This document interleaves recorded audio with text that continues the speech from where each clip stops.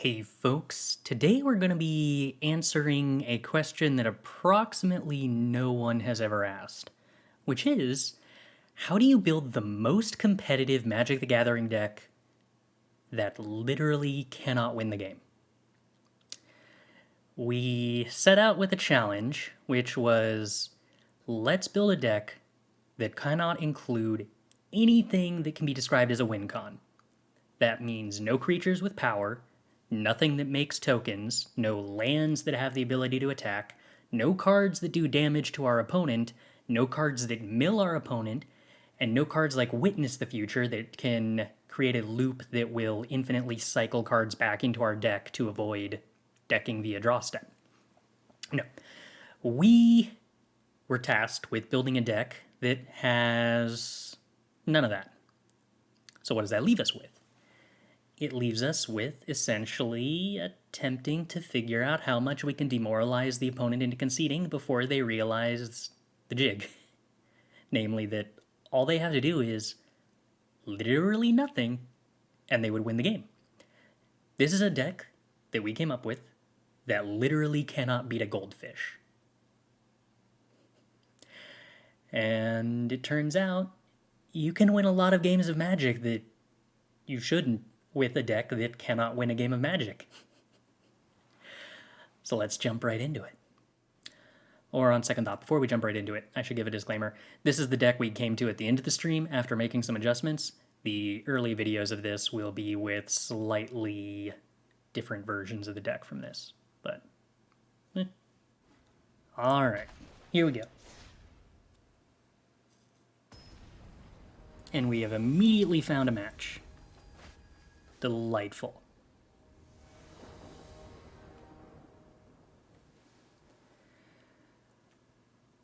Okay, well, this is lands and spells, so that sounds like a deal to me. Playing against green. Excellent. Excellent, excellent. Probably good for me. Now, we don't have a board wipe in hand, but it's possible that what I need to do is maximize value for if I do find a board wipe. That is probably... I'm willing to Jwari Disruption that. Maximizing value out of a board wipe will probably be the most likely way we get the opponent to concede.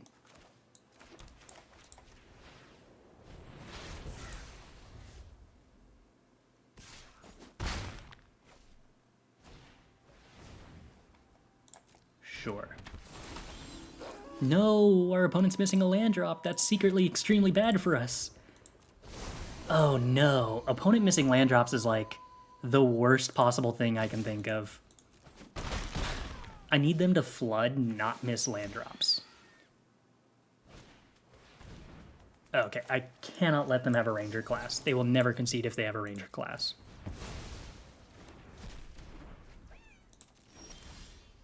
I'm probably going to need more Field of Ruins than this.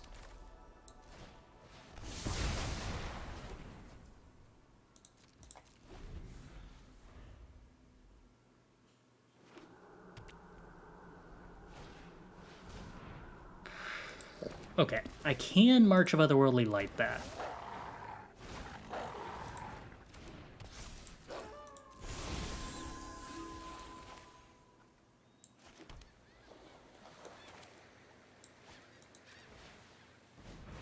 I think by foretelling Doomskar here, I'm going to convince them that it's not a Doomskar.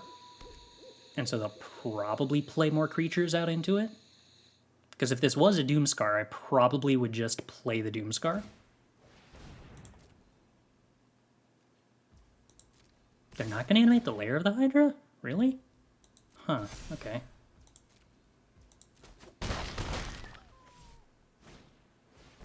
Okay. So we've successfully convinced them to play more creatures out into it.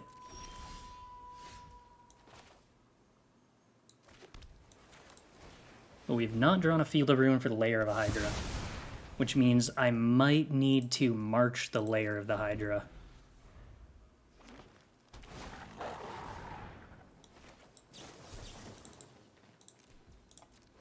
Alright, we can Syncopate that. Alright, we hold on to the Seagate Restoration. If the opponent goes to activate Ranger class, I can march it in response. If they go to activate the layer, I can march the layer.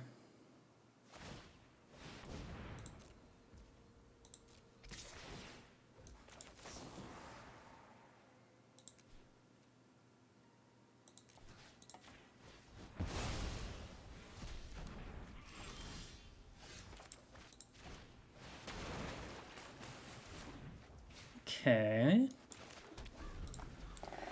So now we just need to remove the Ranger class. Technically them having activated the Ranger class is sort of a win con.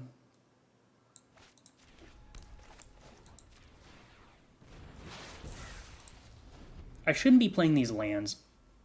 I kind of forgot that we have more Seagate Restorations in the deck. Okay, I think we sandbagged the Seagate Restoration. I also shouldn't have foretold the Sod coming for that. That's going to be awkward.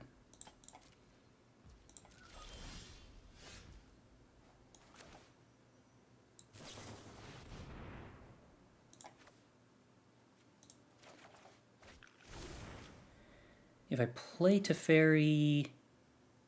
Yeah, that's probably correct. We still get to hold up Sod coming and we start gaining life.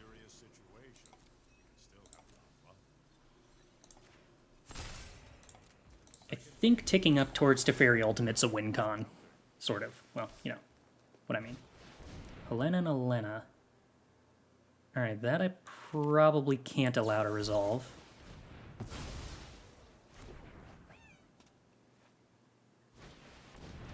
Tovolar. Okay, we have Eiganjo for that. Memory Deluge, find more removal. Ugh, totally fail to find removal.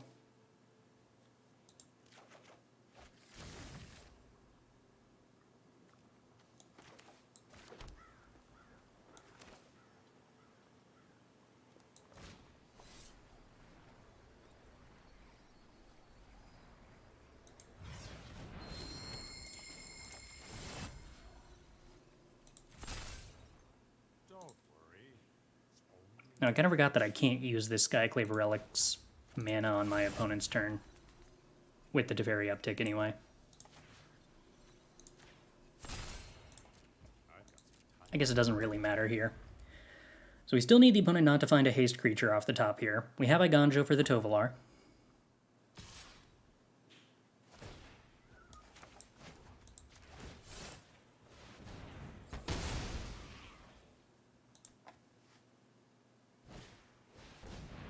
Why not kick it? It only costs 1 mana.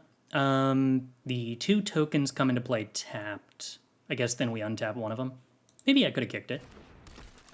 I didn't really do the math on it. It's true that we could untap 1 copy, though. Yeah, that's fair. Yeah, that's probably correct. Probably should have kicked it. Ooh. Alright, well, I'm pretty lucky that I didn't kick it. So now we get to Jwari Disruption, that Shattered Skull Smashing.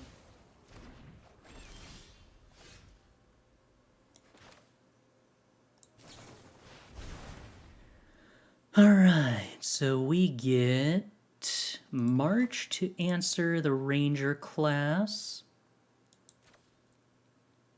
And I think I'm probably supposed to Fatefully Absent the Tovolar. I don't think that I have enough mana here to...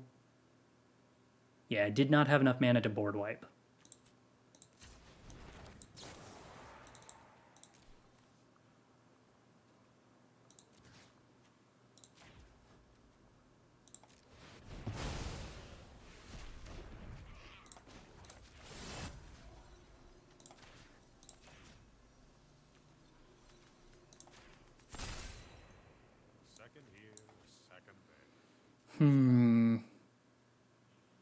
I'm probably supposed to hold lands for this Seagate Restoration at this point.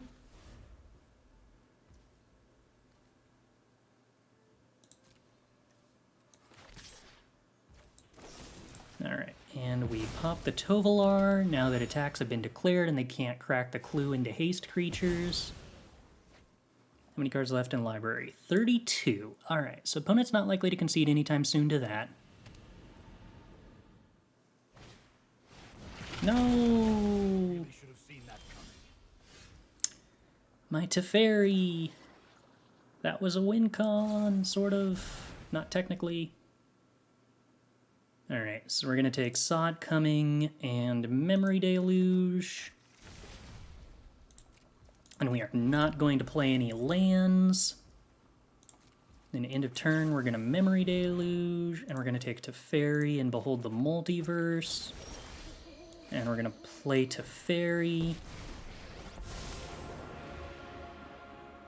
And we are going to uptick Teferi, targeting this and this.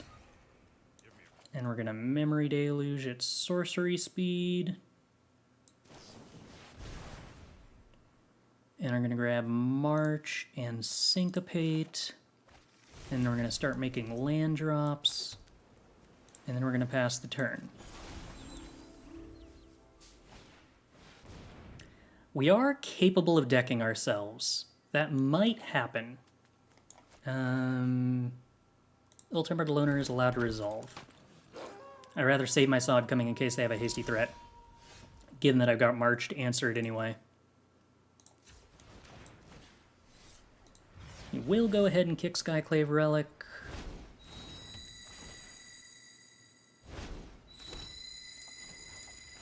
You will uptick Teferi, untap, tap, untap. We will play a land. We will march for 4.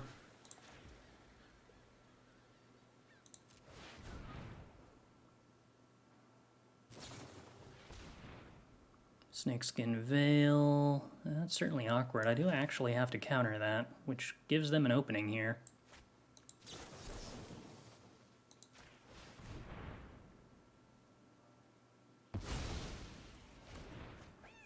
Which I suppose means I should probably foretell Behold the Multiverse.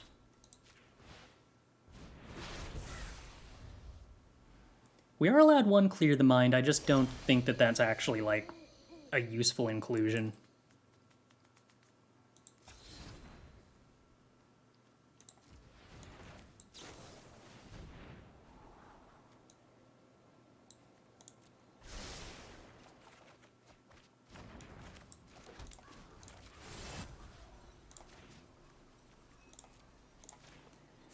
Alright, now we are getting to the point where this is actually pretty hard, because if the opponent hasn't conceded yet, they're probably not going to concede.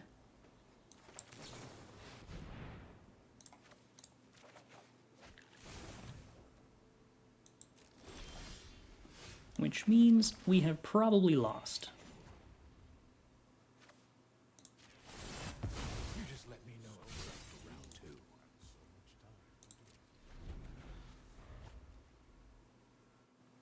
I probably should have just stopped drawing cards.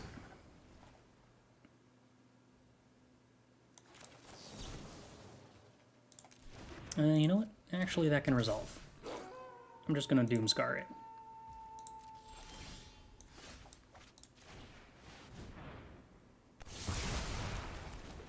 I probably should have, after they didn't concede to me threatening the Teferi ultimate, probably shouldn't have actually cast the Teferi ultimate.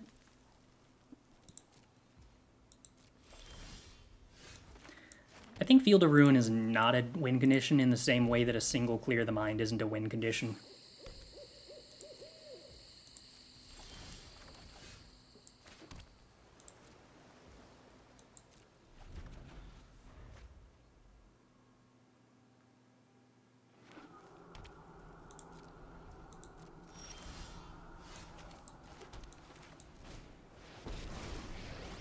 I should probably stop playing fast? I guess that actively hurts me.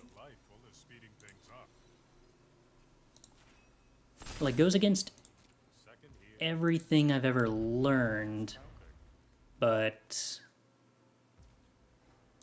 yeah, I think we lost this one. Alright. Useful to have learned. We do not want to actually ultimate the Teferi. We only want to threaten ultimating the Teferi.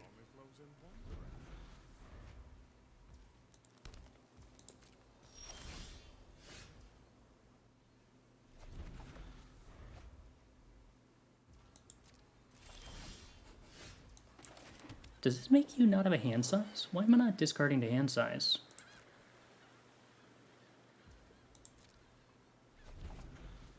Oh, because I resolved a Seagate Restoration earlier. That'll be why.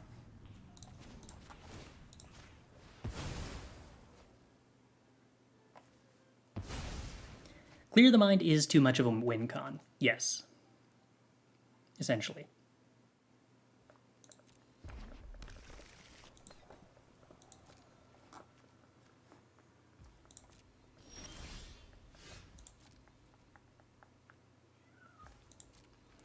Ironically, I do sort of suspect this is probably the most likely I've ever been in my entire life of having just gotten stream sniped.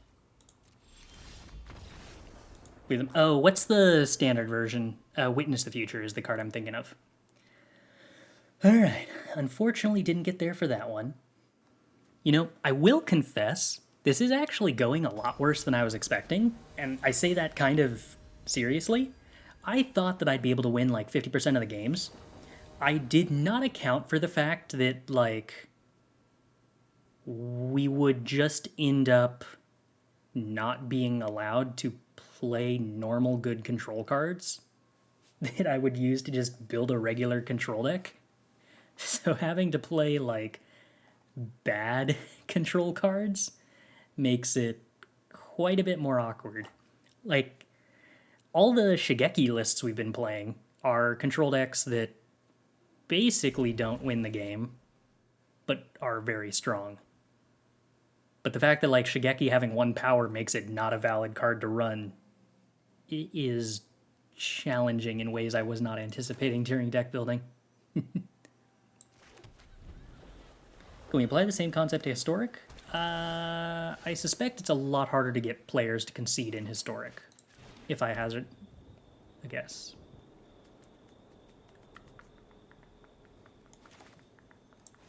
Alright, we're going to foretell Sod coming. I don't think holding up Syncopate for their 2-drop is the play. Holding up Syncopate for their 2-drop was the play.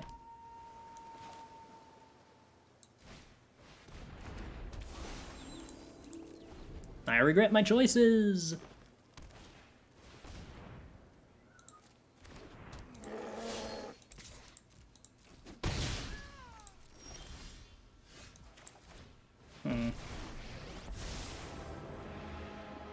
Alright, missing this land drop is pretty brutal. They're going to kill the Teferi, even if I uptick it. I could down tick it and just try to hit a land drop. I think just trying to hit the land drop is what I'm supposed to do. I don't want to spoil the surprise.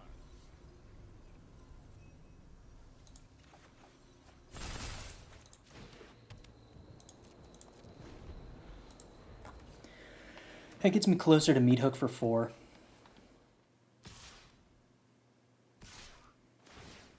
It's a curious attack, but I'll take 1 less point of damage.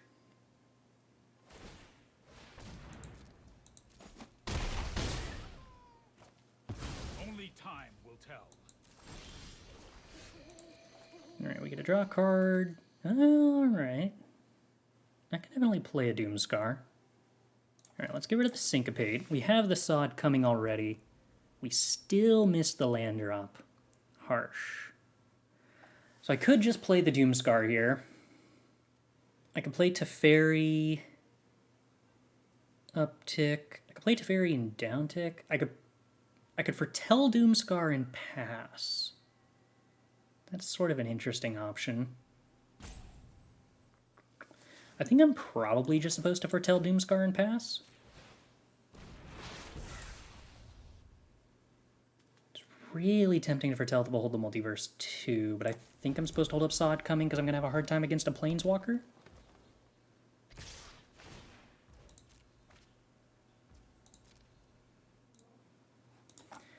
Life's really hard if they just don't play anything and hold up Old Growth Troll activation on the land, because I think that can be done at sorcery. Yeah, that can be done at instant speed. If they play something into the Doomskar, life might be a little easier. Teferi is extremely unimpressive. That is true. It's just not a particularly good card. And unfortunately, the opponent did hold that up.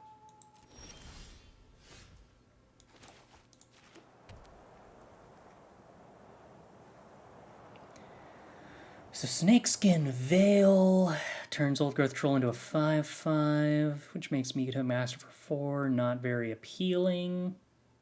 But Meathook Massacre for 4 has the advantage of leaving us Doomskar next turn. We can Teferi, uptick, have 4 mana. If we hit a land drop, then we can Doomskar plus Sod coming. But I'd probably just lose to the Old Growth Troll at that point. Assuming they have Snakeskin Veil here, which is probably the correct assumption. Alright, I'm probably just supposed to play the Meathook, gain 2 up to 8, take 5 down to 3, then try to find an answer to Old Growth Troll. 2 Snakeskin Veil beats me.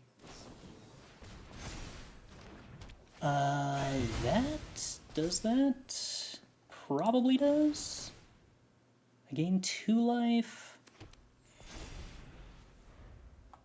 And that doesn't actually kill me. Puts me to 1.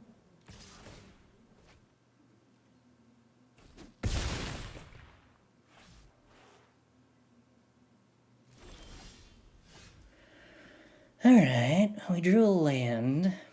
So I can play Teferi, uptick to 3, Doomskar to 4, have 2 mana, but the Old Growth Troll makes a 4/4 and kills me. This is gain 2, right? Yeah. Which makes the alternative to March, the Werewolf Pack Leader, to gain a bunch of life. Okay. I could Doomskar, go up to 2, then March for 3, which doesn't kill the token. So that's probably not good enough. Oh wait, if I cast 2 things, I gain 1 extra life. Does that make a difference in any way? Go up to 3, Doomskar to 4, gain a life. Ooh, that might actually be good enough.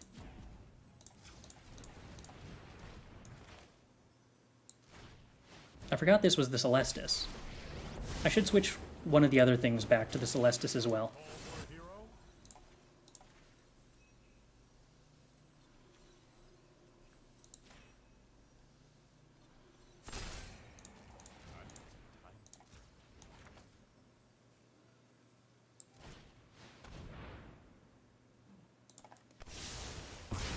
Alright, so that leaves us not dead on board.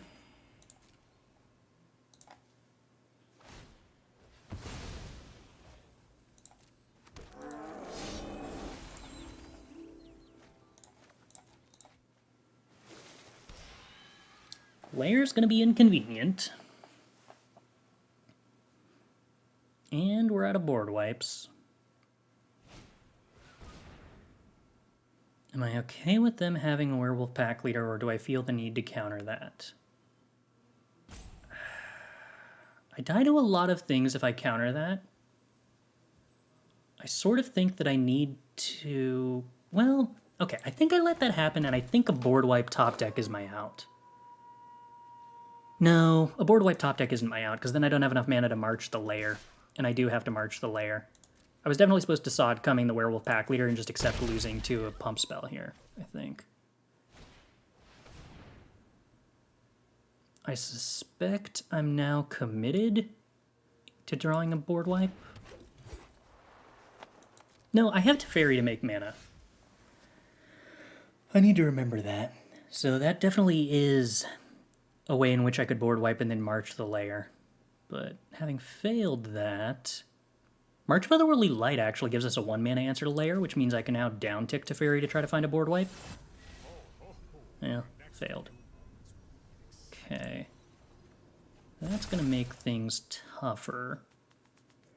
Okay, but if we pass the turn, I get to loot and gain a life. I can definitely get rid of Skyclave Relic, not interested in that.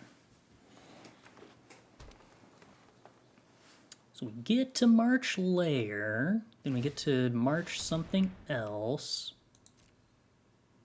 Should it be Pack Leader, or should it be the 4/4? I'm assuming I want to do this before they get the chance to draw with Pack Leader. But that only matters... Well, no, I can make Pack Leader into not a 6/6 no matter what here. Yeah, okay. So, for 0, hit the layer. Then the question is, do I hold up Sod coming to answer a protection spell or not? I'm assuming because they didn't just try to use a protection spell there, the answer is no. So I'm assuming I march something for 6. Is it going to be the Pack Leader or is it going to be the 4/4? I'm assuming it's supposed to be the 4/4. So now we're just dead to Snakeskin Veil, but I don't think they have it.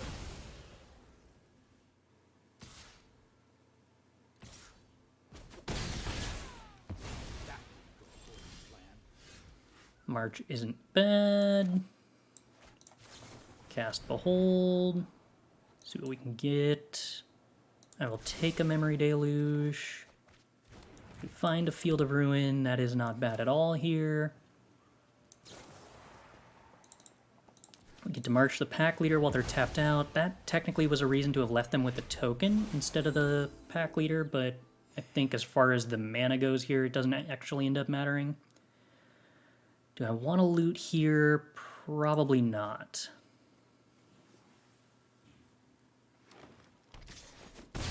Take 2 damage. The opponent does nothing. Okay.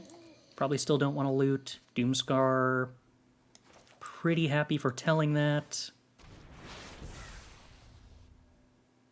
Do I bother Memory Deluging here? Probably I do.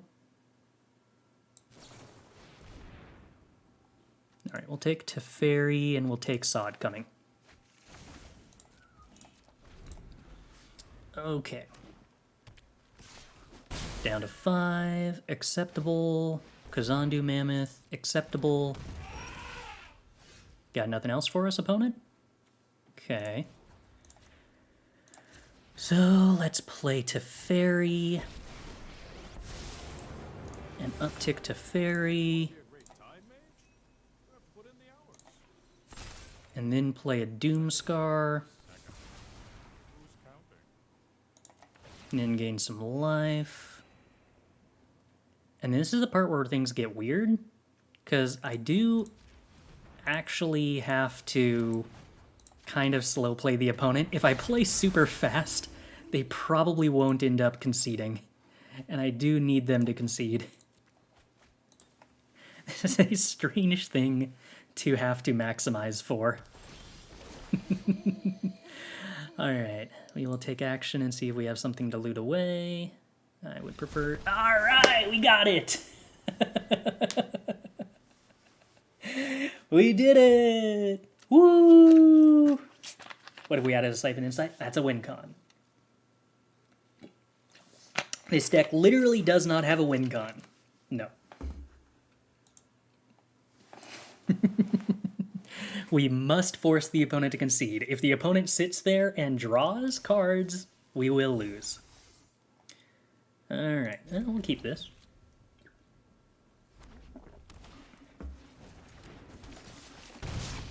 Okay, I have a good feeling about playing against mono white, or rather, mono red. That feels like the kind of player who is probably likely to concede to an early board wipe, maybe? Putting in 2 Witness the Future is a win con. Can't do that.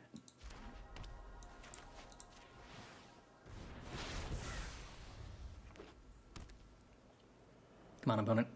Play like 2 creatures. No! That's not a creature! That doesn't get hurt by my board wipe at all!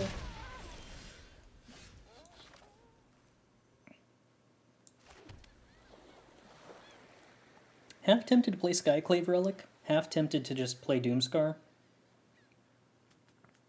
I don't want to take 3 extra damage. I especially don't want to end up in a scenario where they've equipped Rabbit Battery to something. So I guess I have to Doomskar here?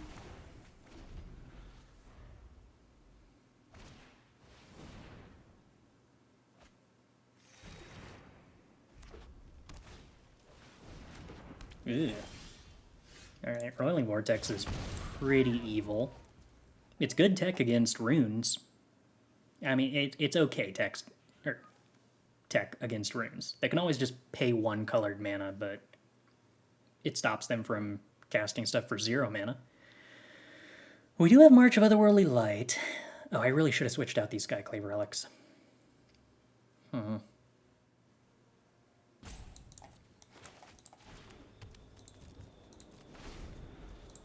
mean, I guess if I gain enough life, Roiling Vortex is a win con for us. How's the deck doing so far? We won a game. I'm assuming that I'm just supposed to march the Roiling Vortex here, rather than be mana efficient and cast spells. If my opponent's not going to do anything. Okay. Burn spell to face. Yeah, that makes me happier to get rid of the Roiling Vortex, if anything. True, I can't gain life. This is accurate.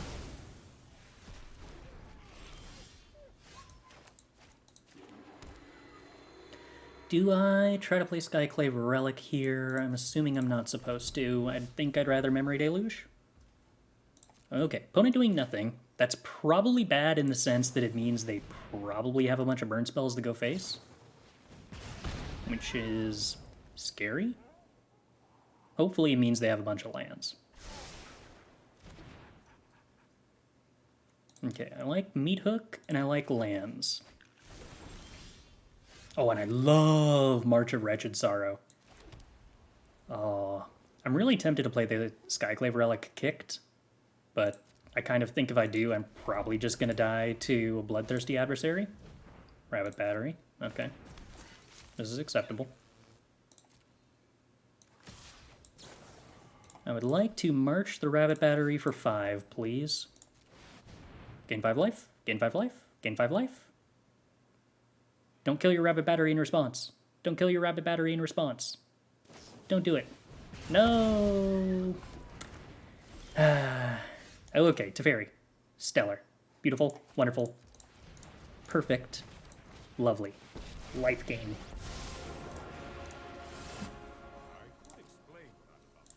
And untap blue mana.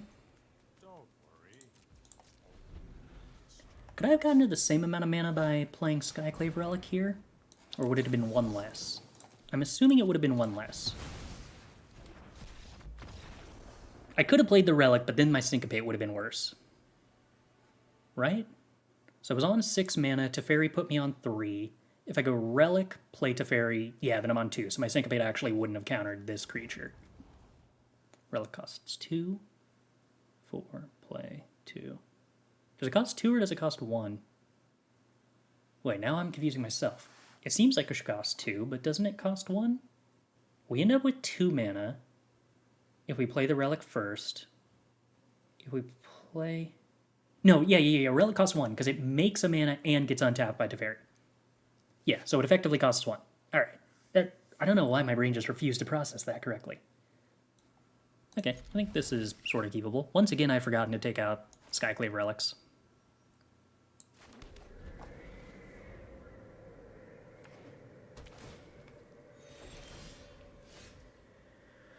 Oh, Jwari Disruption, I wish you were in my hand on turn 1.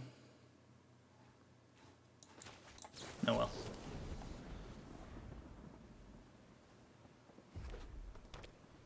Black-red means probably an artifact attack. I wish I could have Jwari Disruption that, or Syncopated it. Alright, let's just develop the Celestus then, start the day-night cycle, take some damage in the short term.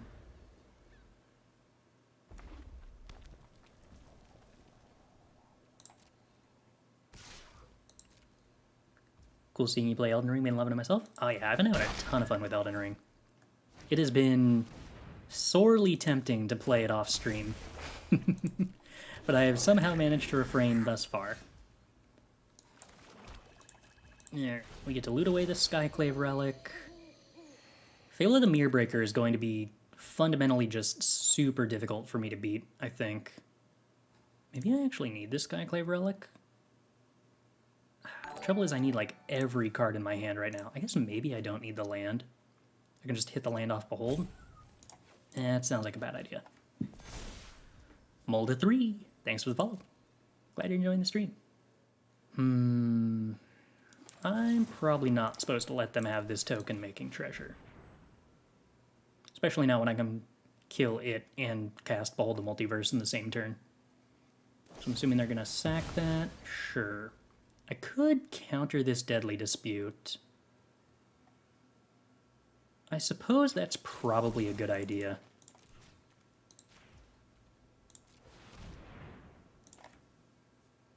Is it better than playing Behold the Multiverse? I don't know.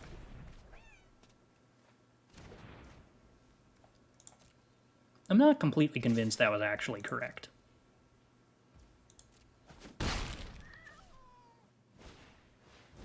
Sweet. They played an experimental synthesizer just desperately hoping to hit a land? Ooh, wow, they succeed and hit a just absurdly good land, too. Harsh, but that does give us a loot. Which gets rid of a Jwari Disruption, fine by me. Okay. We get another loot. My mana's fine, so I'd rather keep Otawara. Still somewhat decent chance we end up playing the Otawara as a land. But on the off chance we don't.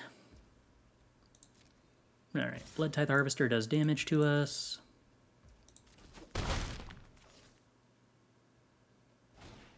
Probably should have foretold Behold the Multiverse.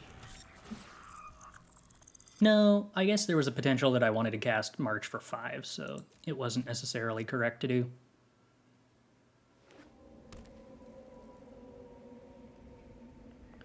Countering Dispute with opponent's 5 cards in hand accomplishes nothing. Well, denying them the treasure actually is somewhat meaningful in that spot, and is most of the reason that I was willing to counter it. Getting a little bit of card advantage is cool, but denying them acceleration when they have a bunch of cards in hand is also pretty meaningful. Both of these cards are interesting.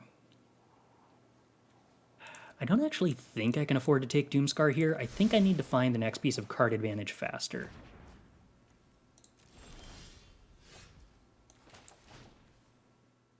I wonder if theoretically I should do this for more than 2. I don't know of any pump spells that Black-Red ever typically plays. We do not have Farewell in this list. We opted to play Doomskars and Meathook Massacres instead, on the assumption that they are better at getting aggro players to concede than Farewell.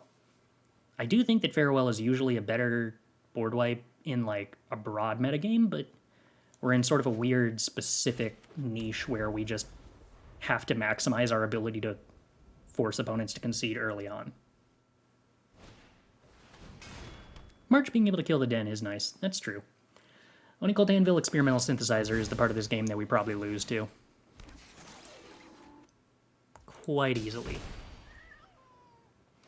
We do have a Meathook in play, which makes that a little less bad, but now they have a Meathook in play, which makes it a little more bad.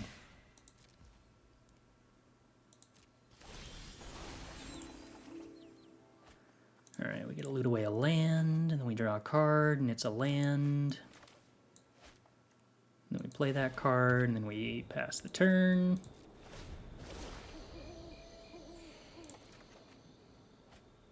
Alright. We're not playing a win con just because it makes for an interesting deck building challenge. Do kinda want 4 white without the Celestus? Do we? What for?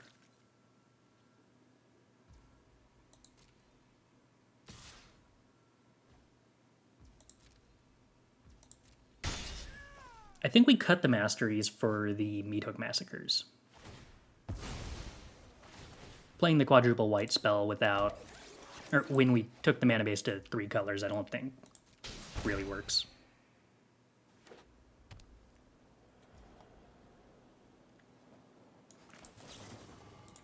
Alright, let's see if we can successfully get the opponent to not have a sacrifice outlet for their Blood Tithe Harvester here. If they crack the blood in response, then the blood isn't triggering the Onicult Anvil, which I'm happy with.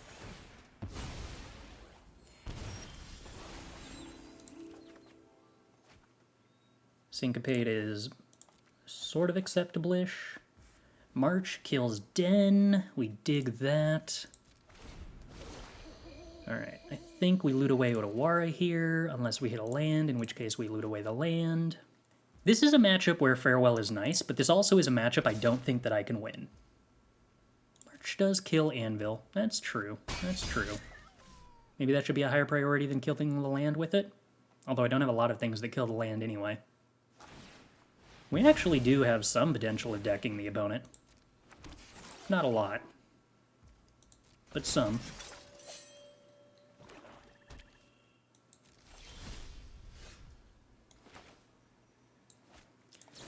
Alright, let's go with Behold. I like both of these cards, I think. I don't really think that I can play Teferi yet. But I do think that I can probably play Teferi plus Doomskar next turn. Which raises the question of whether I'm playing out this Otawara at this point or not. I probably am.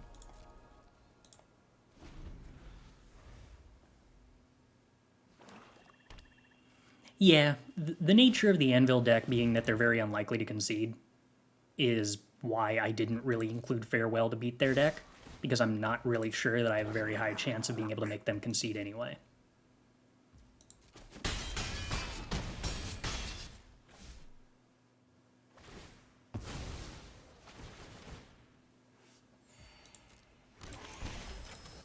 I wonder if I'm supposed to march the Den there. It might be that I am.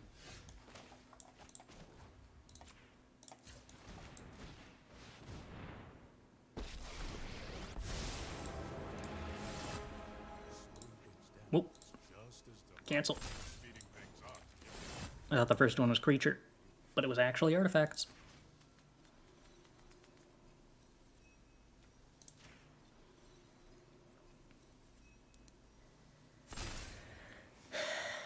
I could cast this Doomskar from hand, and then just leave up the March, and then have the cheaper Doomskar Foretold for later. Which isn't really holding up Syncopate at all this turn, but the opponent has so much mana that Syncopate's not really going to be useful. Hold on, I guess I should probably play around the fact that I'm going to loot away this Syncopate into something with Celestus, and having more mana for that could be useful.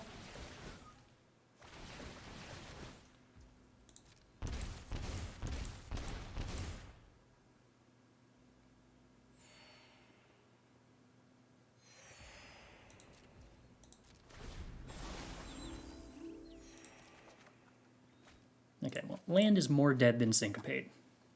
There is still the possibility the opponent activates Den and then post-combat tries to cast something that's syncopatable.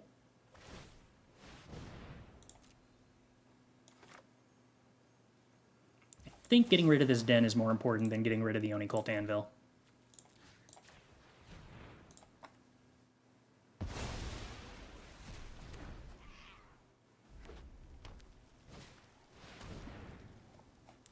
That is, in fact, extremely syncopatable.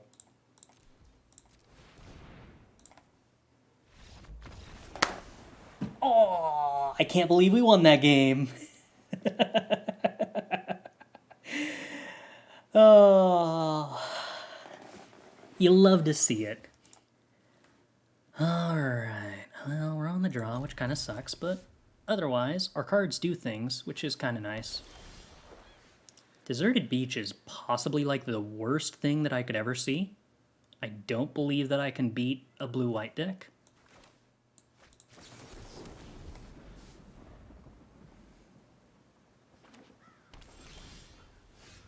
Yeah, I definitely cannot beat a blue-white deck. Alright, let's foretell Sod coming. Oh! Hinata with Field of Ruin? Oh, okay. Well, this is going to be weird.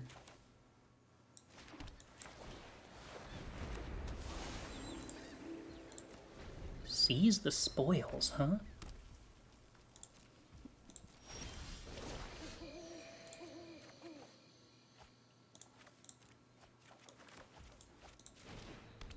Whatever this is, I have not seen it yet. Oh, opponent, you do not... Okay. Well, now we will explain why that is a mistake.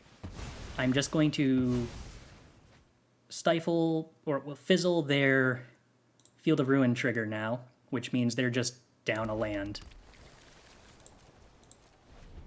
And apparently don't play basics of any other... Okay, cool, never mind. This is actually super winnable.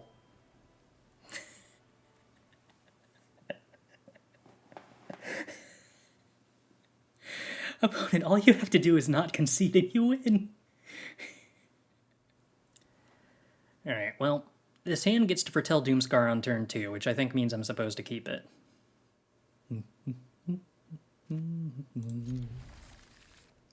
This is standard, yes.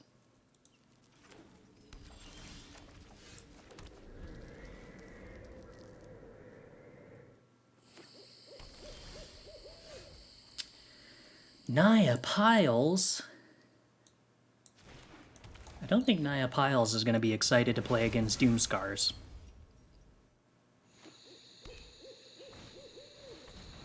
Oh, it's runes with Cave of the Frost Dragon? Okay, that's also surprising.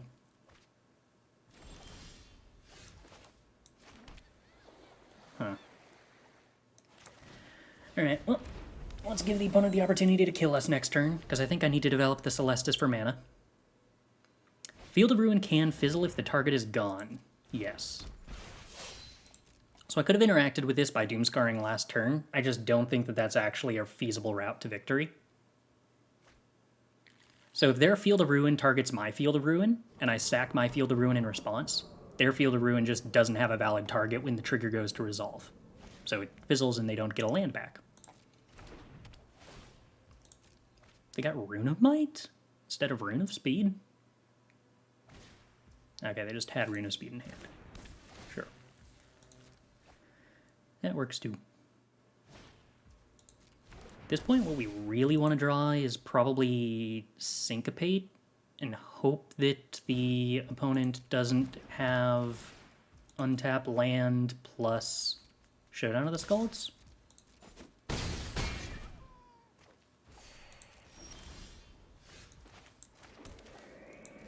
Alright, so we Doomskar the board away and see how badly we get Showdown of the Skulls. Multiple Cave of the Frost Dragons is sort of insane.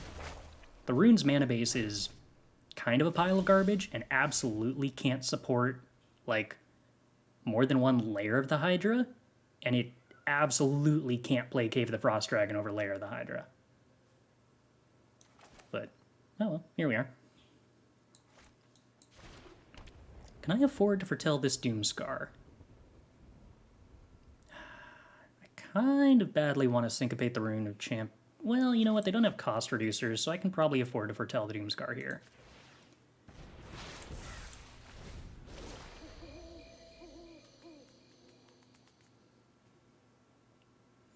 Why didn't we foretell the other Doomskar after we board wiped? Kind of forgot I could. Probably should have.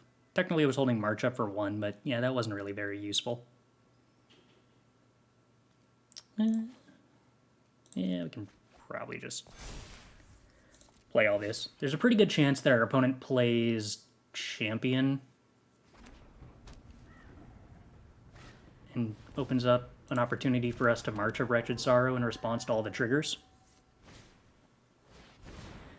Most of the time, in spots like this, your opponent winds up casting the aura on a creature, which is wrong. They should be casting this Rune of Speed on a land, or better yet, on the Showdown of the Skulls. Yeah, but they put it on a creature, which does give me the option to fizzle it. I could choose not to. This is going to be 4, 5. Another one gives it another 3 power is 8. I actually think I'm probably not supposed to bother fizzling it, though. Because I'm going to Doomskar next turn anyway.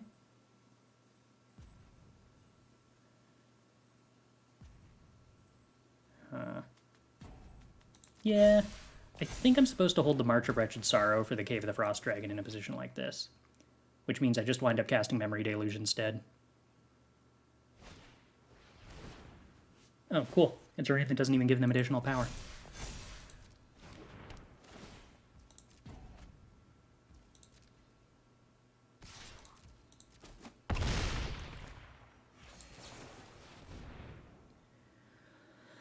Let's see. Teferi's pretty interesting, and a land drop is pretty interesting. I don't need mana though, so we take Otawara on the off chance our draw step for the turn in a land. Then we get to have Otawara. Saw it coming. Probably better at this point than Syncopate. That's not actually guaranteed, but I do suspect it's the case. Can I afford to Teferi? Teferi... Uptick, play land, Wrath. I'm 1 mana short of Saw It Coming if I Teferi, so I don't actually think I get to Teferi here.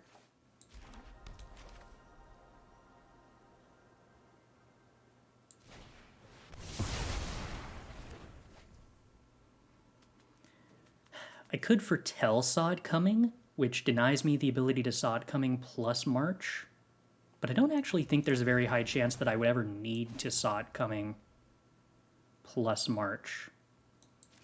If I need to march, it's probably because I Cave of the Frost Dragon. And if they activate Cave of the Frost Dragon, they probably don't have enough mana to play anything that's meaningful for me to Saw It Coming. Well, and Haunting is something I have to counter, though.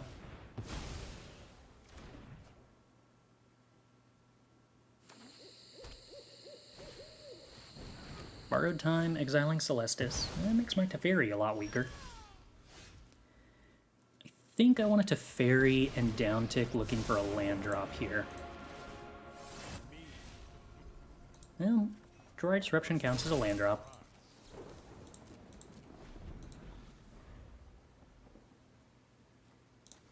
Opponent has used up 2 champions, 3 champions. So there's the cave. We wait for the cave to attack.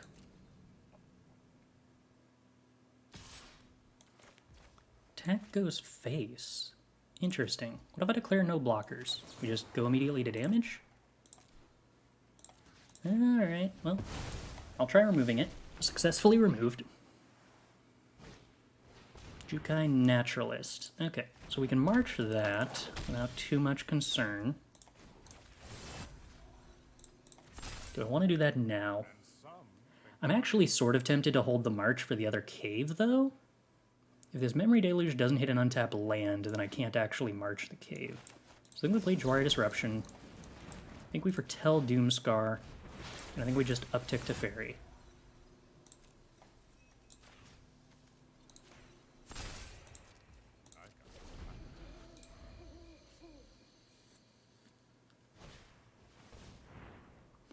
Okay, Generous Visitor. Chance the opponent plays a... Ugh. Alright. Borrowed Time on Teferi is not ideal, but is acceptable-ish. 3... Okay, so I can Doomskar away the creatures on board and still march the cave next turn, which means I get to Memory Deluge now.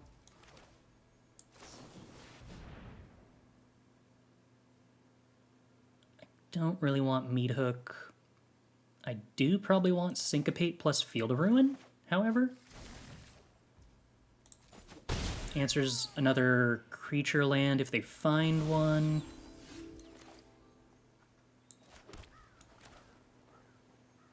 Alright, so we can go ahead and Doomskar, clear the board away.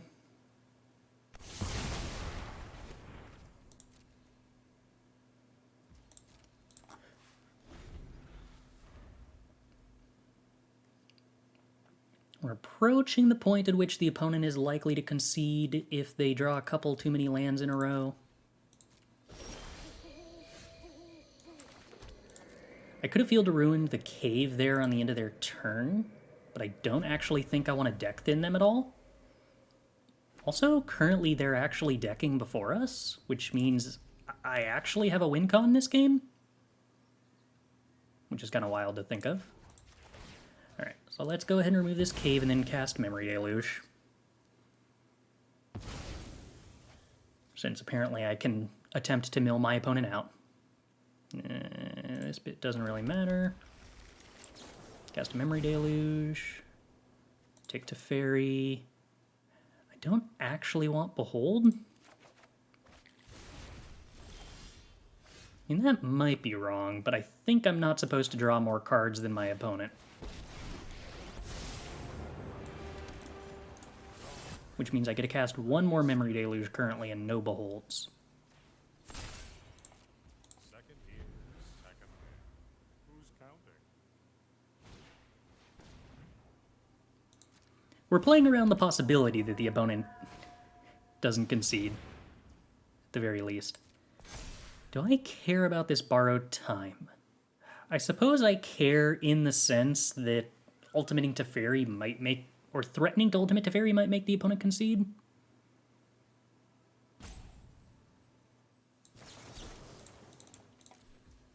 I think it's worth attempting to defend, possibly making the opponent concede with Teferi.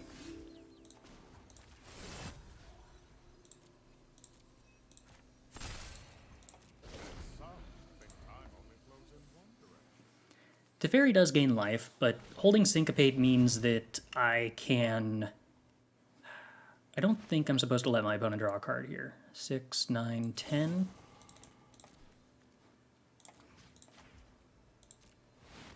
I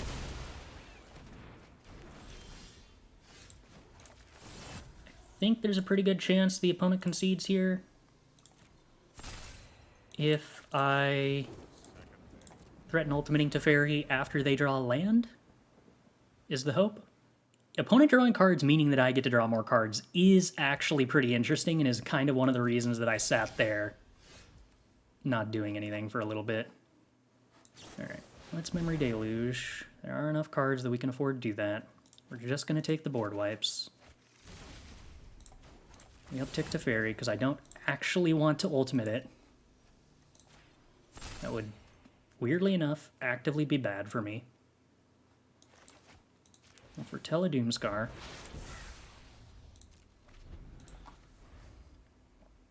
we probably lose if we ultimate the Teferi, yes. How do we win? Currently by decking the opponent.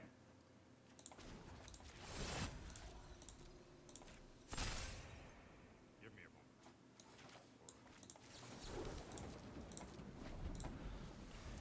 They are currently decking before us. The opponent could hypothetically be onto us, but thankfully that doesn't actually matter right now, because they are currently decking via natural draw step faster than us. I think I'm okay with this resolving. Is that our win con? It's not normally our win con. Normally we have no win cons, but it is a win con right now, because the opponent has been kind enough to draw so many cards that they are decking before us. Hallowed Haunting. No, that we shall not allow.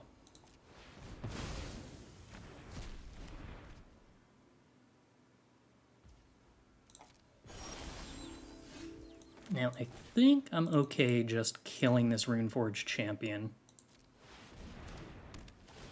I have enough board wipes that I think I can afford to do that. Why not Eiganjo? I forgot. Also, we gained one more life by doing it this way. Jukai Naturalist, sure.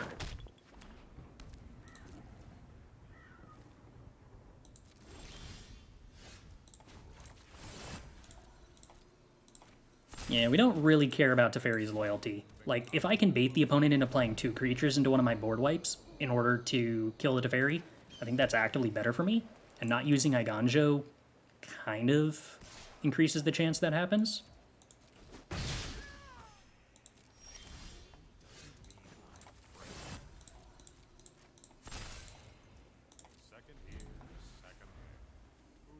Oh no, the title is not clickbait. This is completely accurate. We went through a lot of work to make sure there is nothing in this deck that can win the game.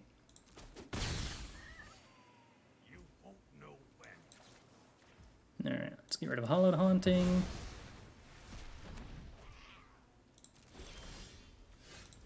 I would really appreciate if the opponent drew some runes that drew them cards so that I could draw cards. Alright, they're down to 20. Oh, I guess I actually can't Memory Deluge now, huh? No, not yet. Oh, sweet. Showdown of the Skulls. Oh, that's so good for me. That's like, I get to draw 4 cards.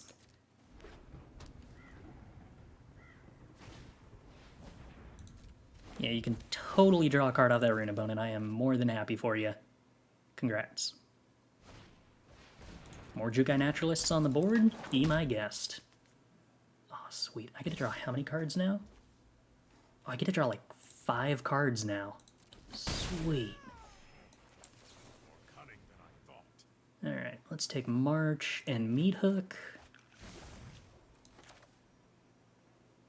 And then we can Deluge again. And we're going to take March. And I guess Memory Deluge is the most useful card here.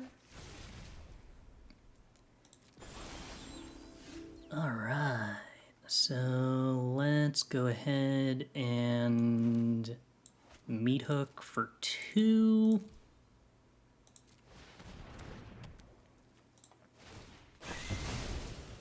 And then we can uptick to Teferi.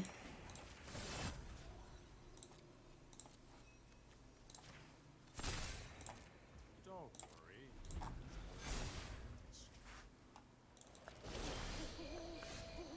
Okay, well, luckily we get to foretell Behold the Multiverse, so we don't have to discard to hand size. And that also gives our Teferi something to do. And some think time goes in one. Alright, opponent's at 13, we're at 16.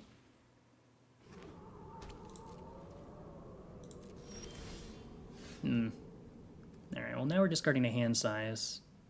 I guess I'm probably discarding Memory Deluge, because that's kind of like not discarding a card. Second here, second there. Who's counting? How demotivated do you feel in a position like this if your opponent discards Memory Deluge? Eiganjo as a land? I feel like the only way I could theoretically lose this game is if my opponent somehow has more creatures remaining, well, more threats in general, than I have removal. So, like, I think I just prefer Eiganjo as a removal spell than as a land. Because, like, I basically have infinity mana. I will never at any point in the remainder of this game not have enough mana to do everything that I want. Kaya is an interesting option, I think. Yeah.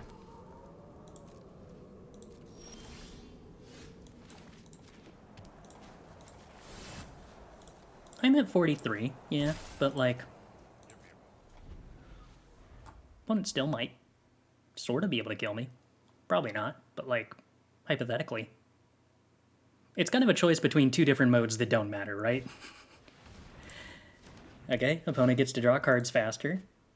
Is this a social experiment to see if arena players literally never surrender? Yes. It is mostly a social experiment to see how often I can get arena players to concede against a deck that literally can't win the game. I'm actually really happy about this borrowed dime because it means I don't have to bother clicking the Teferi anymore. Oh no, I guess I'm probably just going to play the other Teferi, huh? Lame. But I think this is going to be the first game that we actually just win fairly. Like a real game of Magic. What do I think of Spell Pierce as a counterspell in general? I think Spell Pierce is extremely bad unless you are a deck that is trying to be as aggressive as possible. Basically, how many turns does your deck want the game to last as a measure of your deck? The lower that number is, the faster you are trying to end the game, the more reasonable Spell Pierce is. If you are trying to make the game take longer, Spell Pierce just becomes a very bad card in your deck. Which means it works in Delver-style decks, like Blue-White Auras is what I would consider a Delver-style deck, and is very bad in decks like this. Like, Spell Pierce would not be a useful card to have in my deck in this situation, for sure. Second here, second there. Who's counting? Is there a 25-minute limit? Probably, but we're not going to be anywhere close to there. The opponent is going to be losing this game in, like, under 2 minutes at this current rate.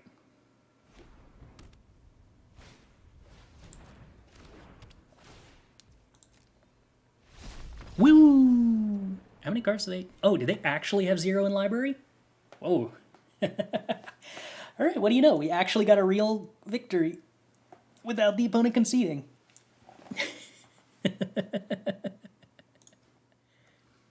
Yeah, I have to imagine runes against a pile of just like 40 removal cards and lands can't really win. And it's true that we lose if we can't draw Wrath on time. And Meathook Massacre generally isn't the best against them, but I don't know. I think that's still, like, sort of feasible. You can also just curve interaction on turns 2 and 3. Duress. That's probably a bad sign.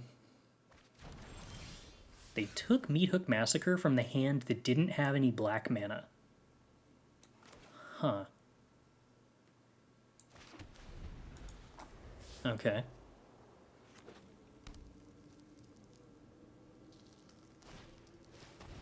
Humiliate. Okay, this time we take Doomskar, right? Okay. Well, opponent now assumes that we've just foretold the Doomskar, when in reality we foretold the Behold we top decked.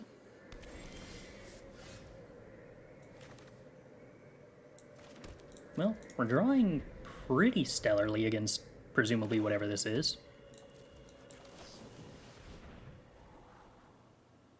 Okay. I'd love a Field of Ruin against Cave of the Frost Dragon if I'm being entirely honest.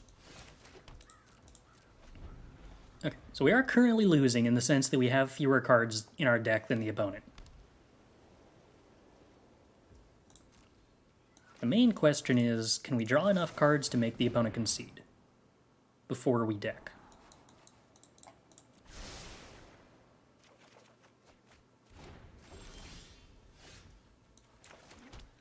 I could be foretelling Doomskar here, but I'm not actually sure if I'm supposed to. Play slower. Yeah, you might be right. You might be right. That might be the trick.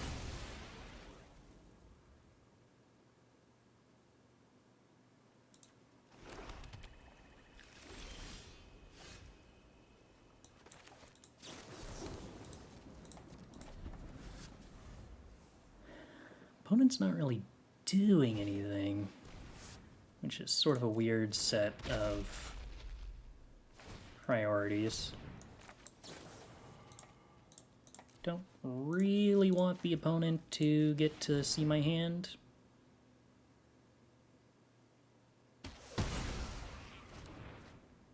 Concealing Curtains doesn't transform because it's no longer in play to transform.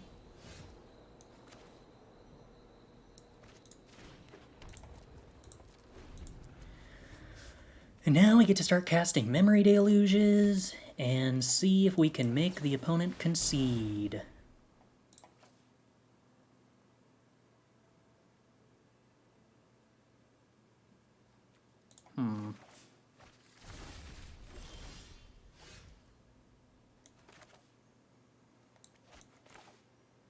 Should I kick Skyclave Relic and end up discarding a card to hand size? Oh no, I can foretell Doomskar. Perfect.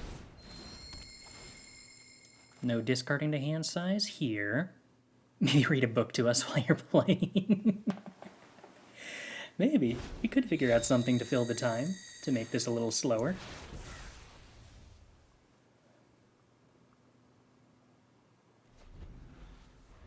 I wonder how many time banks you're allowed to stack up.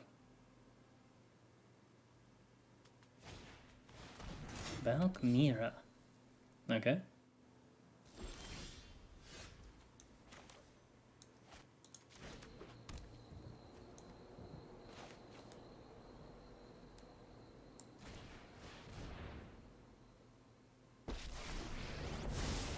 Oops. I should have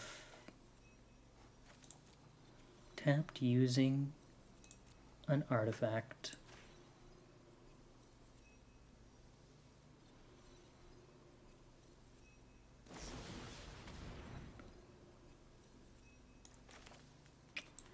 Well, if the opponent thinks I care about my Planeswalker, then we might as well protect it.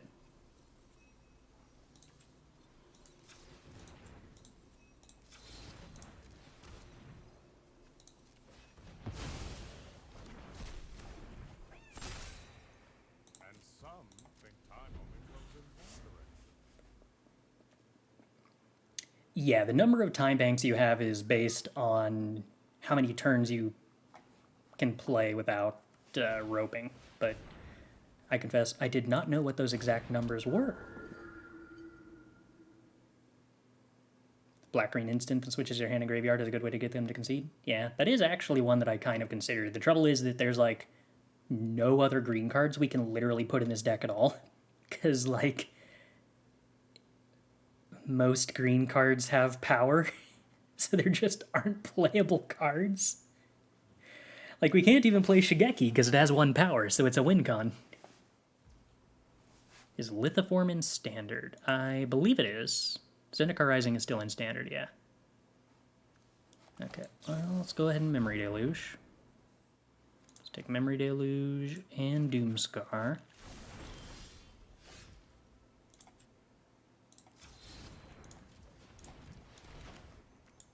Let's cast a Doomskar. Let's foretell Doomskar. Let's Teferi.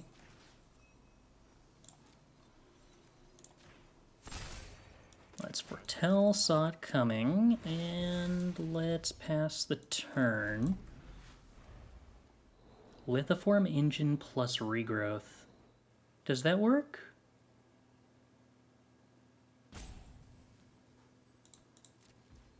I don't think that works, right? How does Lithoform Engine with Regrowth produce an infinite loop?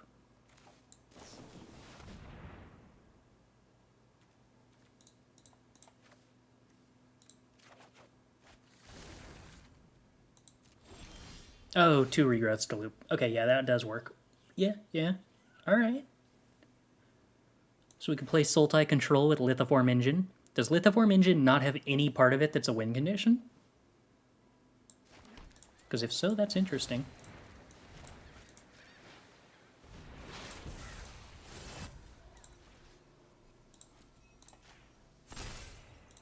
Don't worry.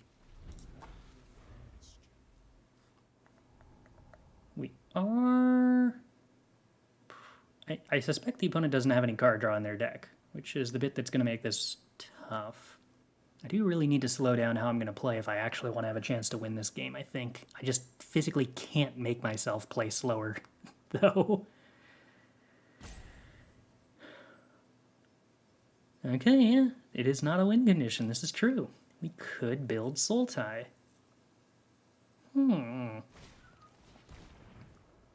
Okay, opponent.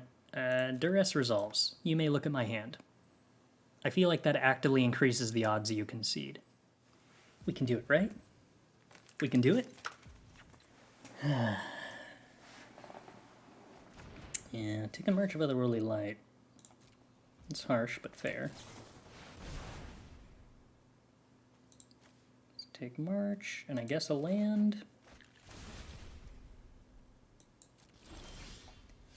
If the opponent isn't willing to concede to this Teferi representing an ultimate, I feel like we have unfortunately lost this game.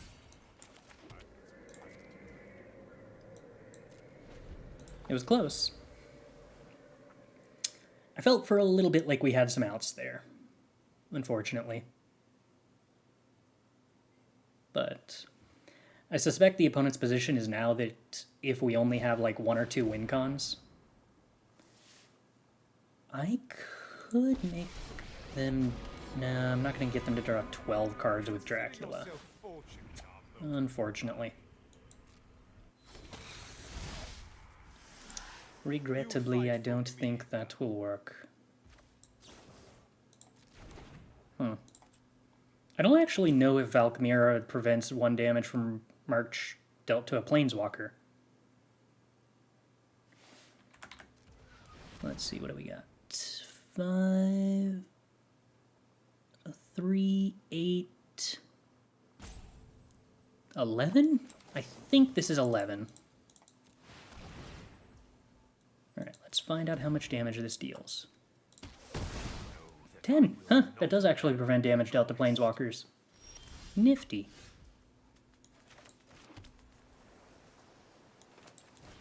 Alright, and let's go ahead and kill the 2/3.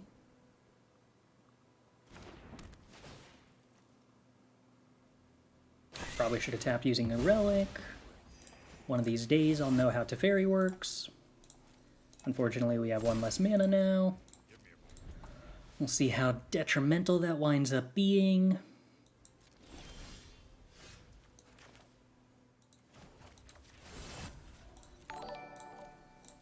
Alright. And uptick. And play a land. And pass.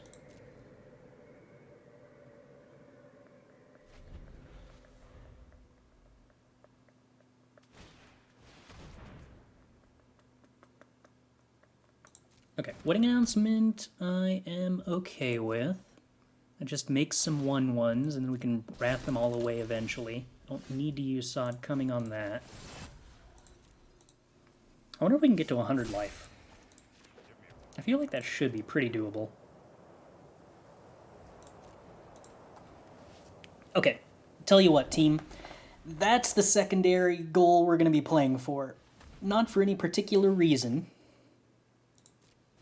Oh no, Concealing Curtains makes me draw a card. Oh no.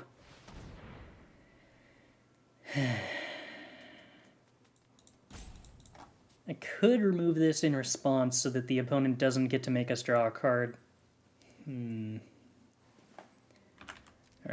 let's go with 10, 15, so 14?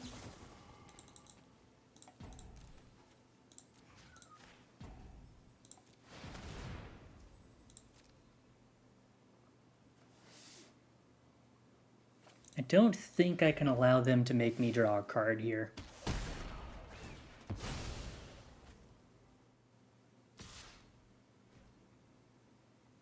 I'm familiar with bullies like Oh, wait. We play the land drop and then we untap the land drop. That's a synergy. Wait, cancel. I'm going to have to pay mana if I target that, right? Yeah. So I don't want to target that.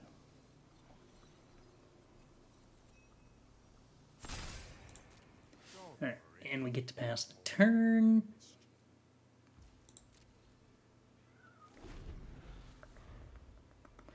Yeah, unfortunately we could not put Test of Endurance in this deck. That would definitely count as a win con.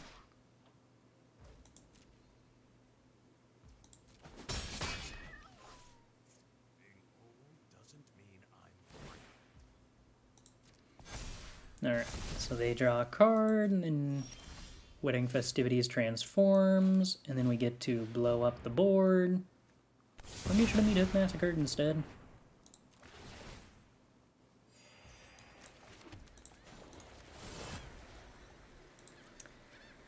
Yeah, I was probably overeager with drawing cards in the interest of trying to get our opponent to concede early, but I do think that was playing to my outs appropriately. Yeah, I will deck out faster, but getting the opponent to concede early and getting the kind of insurmountable early advantage necessary to accomplish that, I think is a pretty critical pretty critical part of how this deck functions.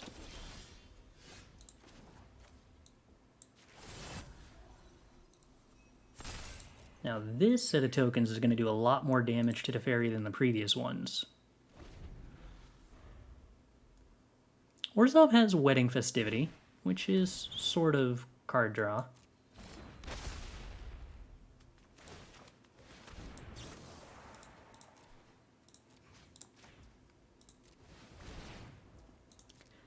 We will once again kill the Concealing Curtains, so that I do not have to draw any cards.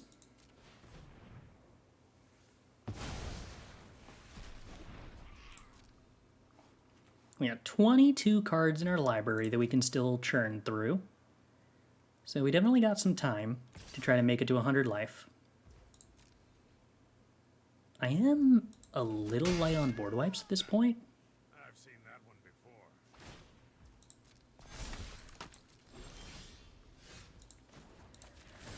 before. Okay, I think we can hold on to Eiganjo as a removal spell. We need 25 more life, which is about 13 turns of upticking Teferi if we don't take any damage. And if we've got 21 cards in the library, that should be doable as long as we don't take too much damage from our opponent's creatures.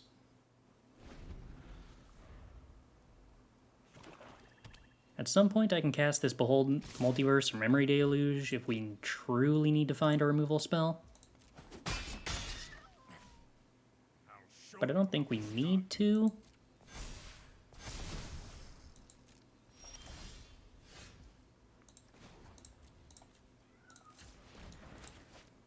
Alright, so I think we Meathook Massacre for 3, get rid of these creatures on the board so we can continue gaining life unimpeded.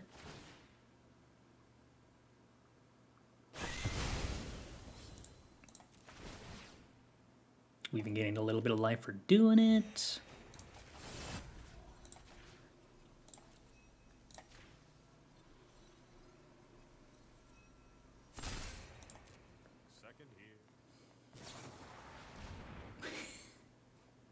Can I return that? Huh, I can.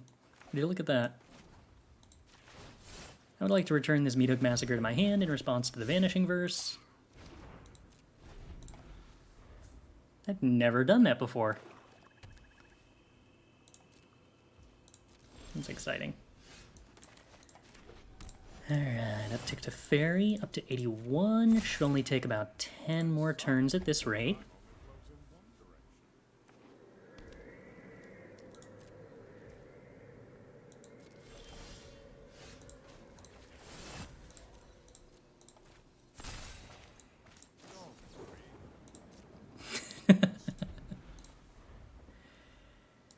Wait, where are my emotes? How do you do the animated emotes? I thought I equipped those.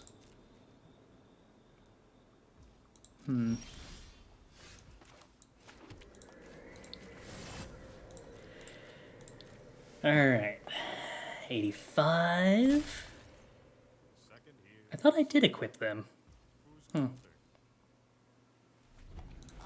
have to go double check that after this match. Oh, they get reset. Got it.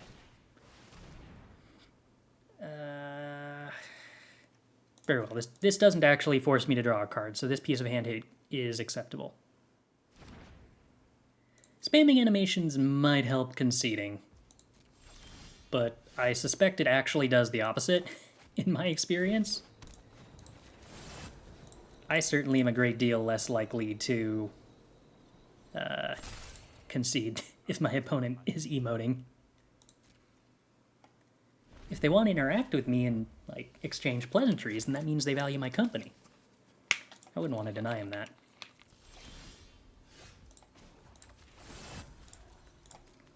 Alright, up to 89.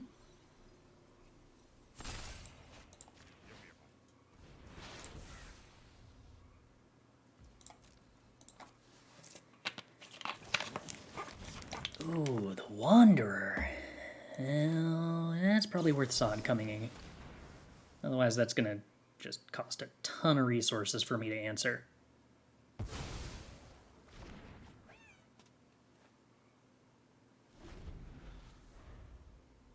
Also, it probably does damage to me in the short term, which really I can't get behind. I'm assuming Strict Proctor is supposed to be an anti-runes tech, probably.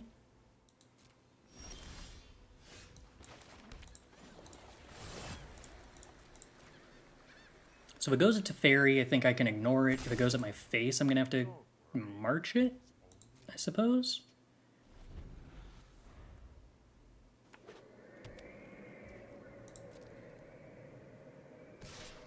Okay, sweet. Just going at Teferi. We can safely ignore that for the time being. I'm familiar with bullies like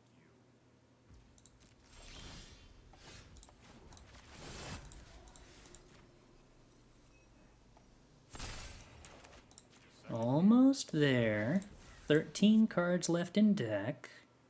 This should be doable. We have 2 instant speed removal spells, which means if our opponent has another Wanderer, we're still sort of okay. Oh, we're not actually. Eiganjo's actually going to have a really hard time killing anything, isn't it? Because a Wandering Emperor can make anything into a 3/3, as long as it's got more than 1 toughness. And the festivities make it into 5/5s. So the plan to concede once we reach 100? No. We're not going to concede. We still have a chance to win this game.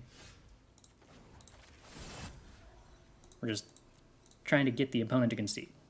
And in the meantime, keeping ourselves entertained by trying to hit 100 life. And there is no point currently where our chance to win is theoretically lower than at any other point in any other game. Which is to say, it's always 0. Just occasionally, for some reason, it goes above 0. But for the most part, we're playing a deck that has a 0% chance to win, so this shouldn't be too surprising. Playing Wish, you may play a card you own from outside the game this turn, count as a win con. Not if your sideboard doesn't include any win cons.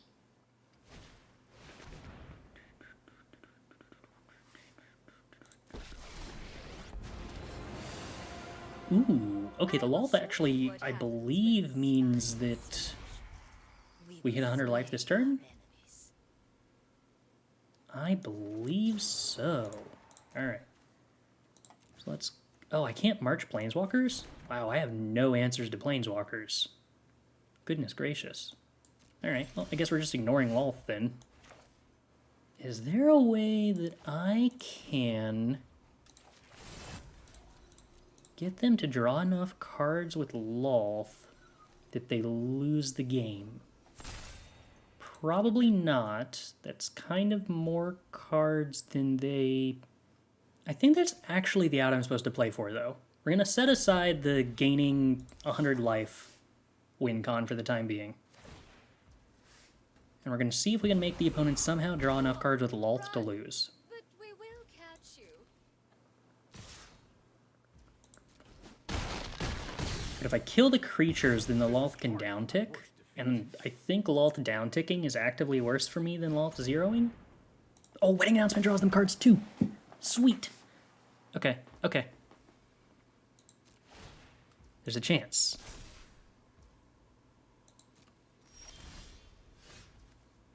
I mean, I guess we can play Celestus and try to gain some more life for the time being.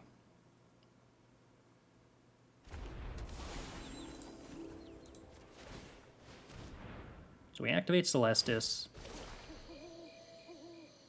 We gain a life.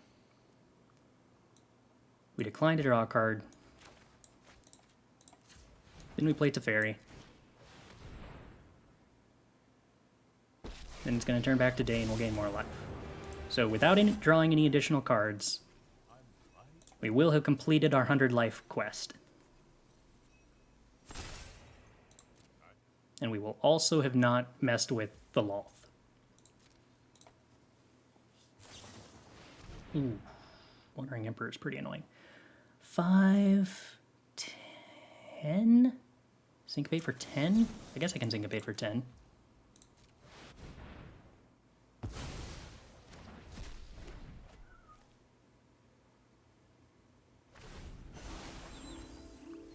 Alright, and we can decline to draw a card. I sort of suspect the opponent realizes we're trying not to deck at this point. So odds are pretty good that the opponent elects not to draw so many cards they die, but you never know. There's one more Wedding Announcement in their deck. They could forget about the draw trigger at some point.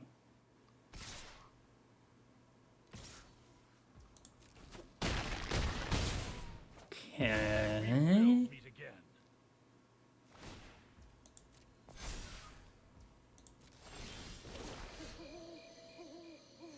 We gain a life, we decline, we activate Celestus, we gain a life, back up to 100, we decline, and then we pass the turn without playing anything, and we gain a life, back up to 101.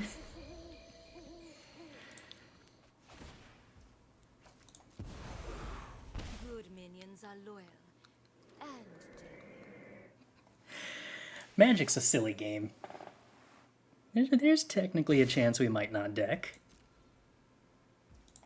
I can convince myself of that if I try hard enough. Alright. More creatures for the board. Very well. Arcana of Myria, limited to 1 spell per turn. Got it. Any opponent draws more cards. I feel like I'm not supposed to look at my opponent's library. Because if I do that, I might remind them they need to care about that. Someone call for a hero?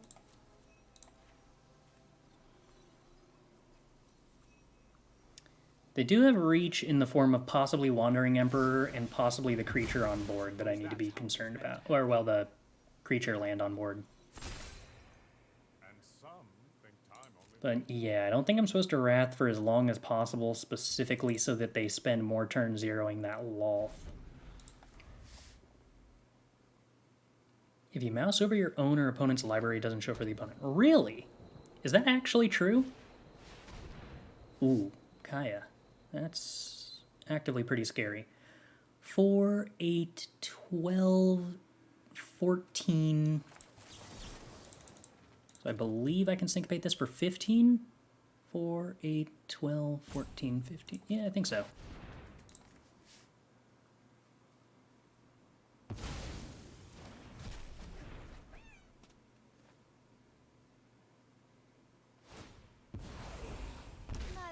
Okay, there's 11. I can't Eiganjo because it only does 3 damage thanks to Valkmira.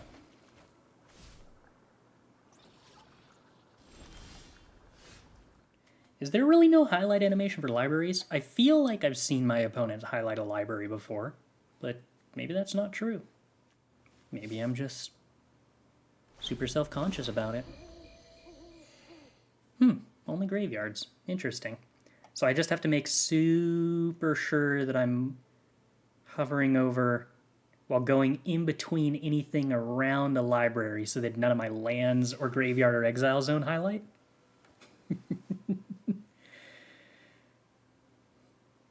Oh, you're looking at a game of Magic the Gathering. Ooh. Alright. That's rude. Alright, very well. How will I ever have enough mana now?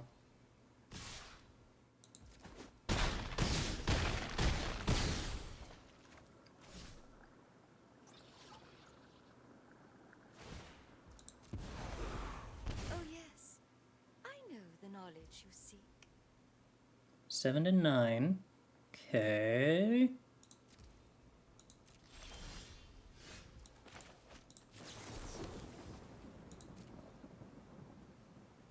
$10, $20. I think I can afford to wait till next turn to Doomskar. I don't think they have lethal there even with Wandering Emperor. Yeah, they don't have to actually have a bunch more cards than us, so them drawing is correct. I agree. But I'm playing to my outs. Your library isn't directly in front of your mana in their perspective? I guess, but they might still realize what's up. Ooh, sweet. Wedding Announcement is exactly what I was hoping they would play. No, did they not zero Loth? I don't think they zeroed Loth. No. If Behold was target player draws 2, we couldn't play it.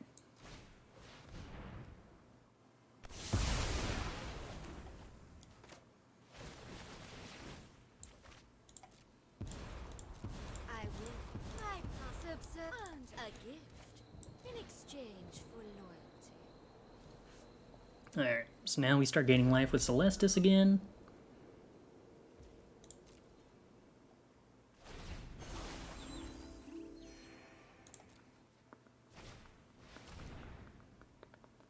Oof. Alright, this is going to get rid of March of Otherworldly Light, which removes our answer to their creature land, unfortunately. Equally unfortunately, the Loth is not going to put creatures into play with haste, which means that the Wedding Announcement doesn't draw cards. Oh wait, the Eiganjo actually does damage now.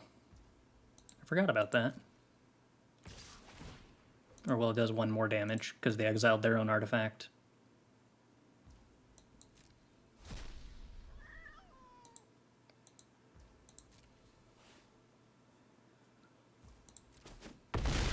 Okay, back down to 20. Unfortunately, they make a token. 10, that's actually 20 damage. This is rough. If they had one more Loth draw, then this attack, drawing off Wedding Announcement, would actually put them to decking. But they oh so cleverly didn't do that. Devious cover-up's a win con, so we can't play it.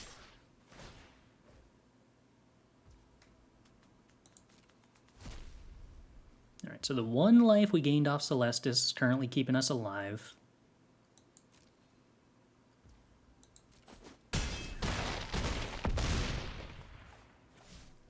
Just in hopes the opponent zeroes Loth instead of down-ticking it here.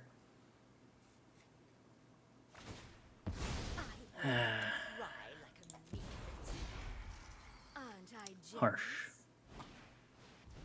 Another Loth that we can hope they zero instead of down-ticking. You reek with terror. Exquisite. Okay, so they didn't do that. They draw one off Wedding Announcement. I believe that means I probably don't have any win cons left. Well, that shouldn't be too surprising. March of Wretched is a good draw.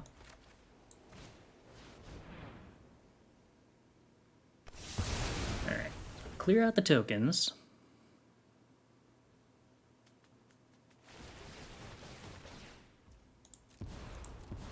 We could play one Devious Cover-Up, and it's not technically wrong. It's just, I don't think it's actually entertaining. It doesn't feel sporting to make the opponent think that we're playing a loop. I return to the abyss. Huh. I didn't know Loth had an ultimate. My venom circulates quite fast. Alright, how much do we have mana-wise? 14... 20? 20, I think. Alright, so we're going to gain 20 life. Maybe. Maybe the opponent removes their own creature in response. Jeez, this is a 20 damage power word kill. This is the best power word kill I've ever seen, by some definitions.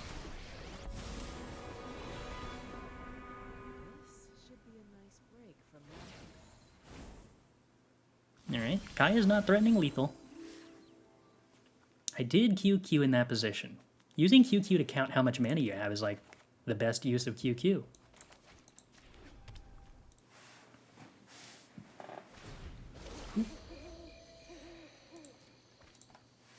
Alright, up to 3 life.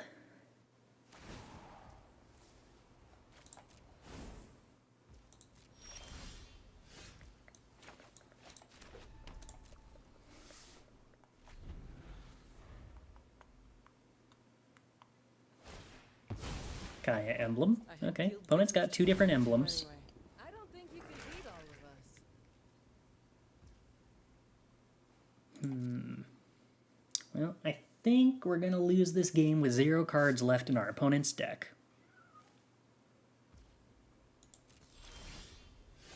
Oh, cool. We can gain some life.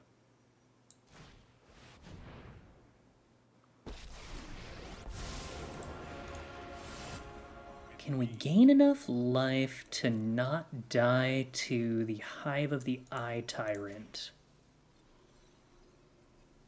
I think so. Don't worry. No, I don't think we can. I think we die. Harsh. Oh, yeah, I could have gotten 1 more life out of it if I had activated the Celestus, then untapped it with Teferi, then activated it again. Which would have turned it to night, and I could have cast Memory Deluge, and we could have gone up to 8. And the Hive is only 7. Alright, so other than the Wandering Emperor, that would have been lethal. Or that would have been avoiding lethal. I wouldn't have died to damage. But now, unfortunately, we died to damage. Because I cannot survive 7. Curse these misplays of mine.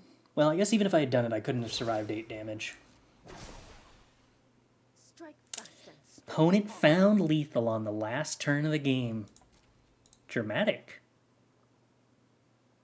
Oh, that's true. LOL Ultimate also makes it 8. Yeah, fair enough. LOL Ultimate for lethal as well. That would have been the more stylish victory than Wandering Emperor. It's too bad I misplayed, so I didn't give the opponent the opportunity to get that cool victory. Unfortunately, you can't take it back now, opponent. There's no decking me out here. You have to live with having chosen the less cool of the 2 victories. Too bad you can't tell them you have no win cons. I feel like we just successfully told them we have no win cons.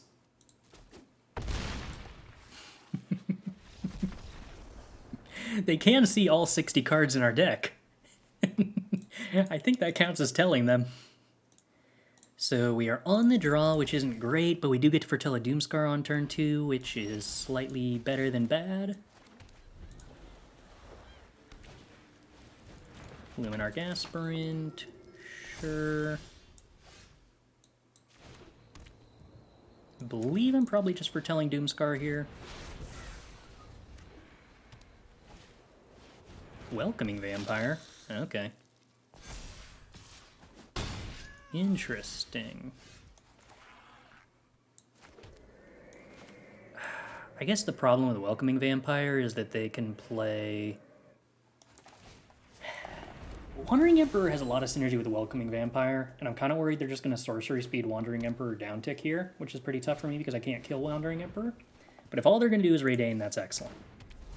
Perfect. I mean, that still taxes Doomskar, which is a little annoying.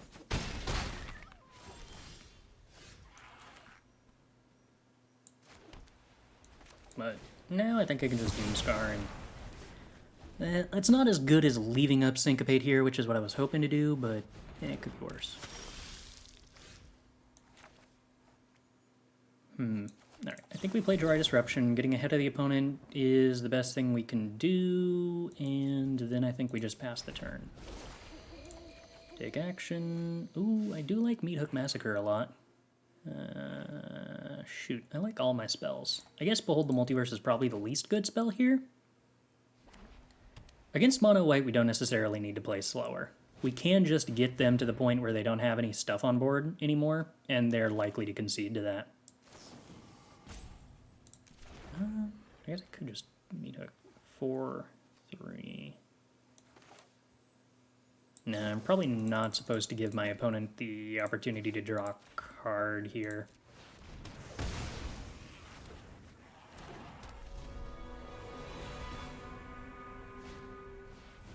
Spirited Companion, draw a card. No!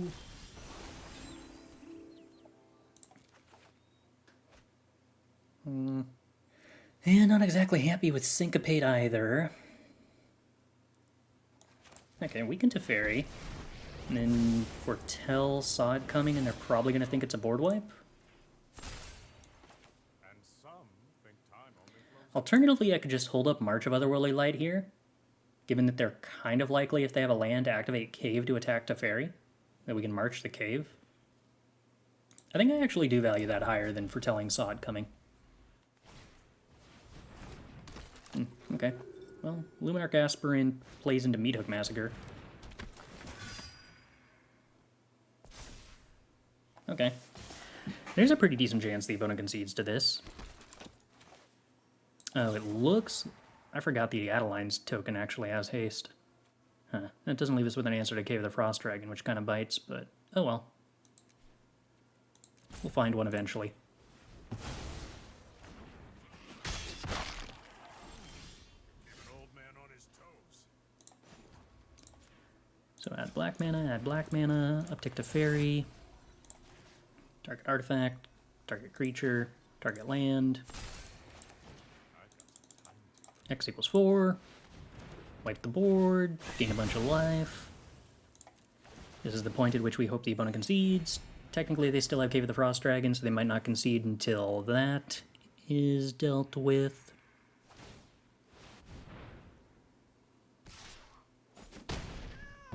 This is hardly my worst defeat. Ditch the Skyclave Relic. Get more blue sources, find an answer to the cave, love to see it. Thalia. Acceptable? Acceptable.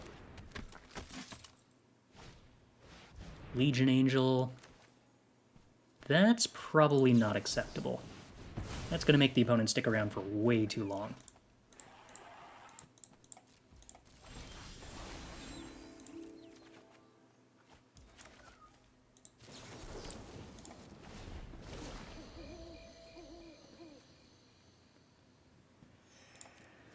Alright, and now Memory Deluge should help put the brakes on our opponent. Eventually, for the time being, March for 5, targeting the land.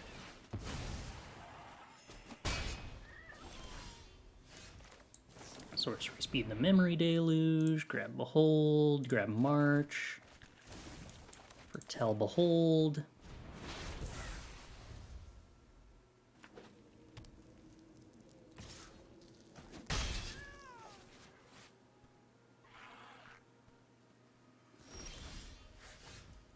Alright. Foretell Doomskar. Play Behold. Don't really need lands. Oh, I should have topped. Topping actually does a better job of convincing the opponent that our hand is super good and that they should concede. I didn't consider that aspect of it. But okay, we can march the cave. More caves, jeez.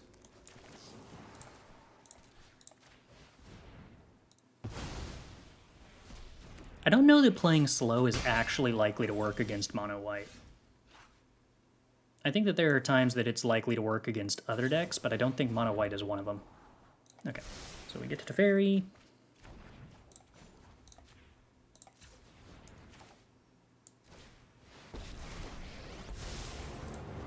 Then we uptick Teferi, Celestus, Thalia, land.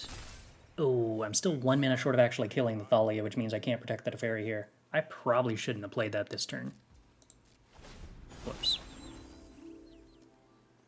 Alright, well, we're definitely looting the Celestus away in this spot. We have Syncopate for 1 up. Probably doesn't matter because the opponent's probably just going to activate the cave. Ooh, no, they go for Skyclave Apparition. That means we have a win con! Why no Wandering Emperor? Wandering Emperor can win the game, so we're not allowed to play it.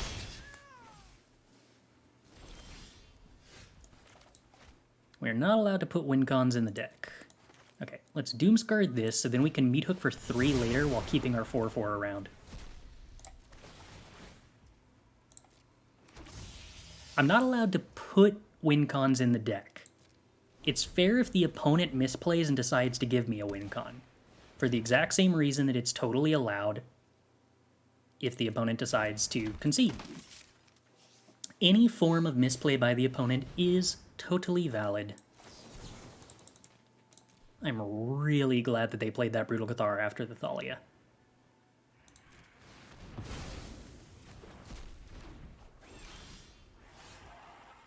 Alright, let's go ahead and Meathook for 1. Oh, actually, no, hold on. That's super wrong. Attack first. Then we Meathook for 1.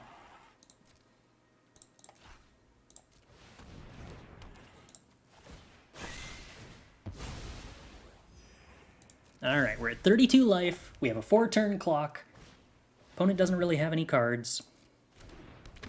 I like our position. But we do have to find ways to protect our 4-4. Lands is not really going to be stellar at that.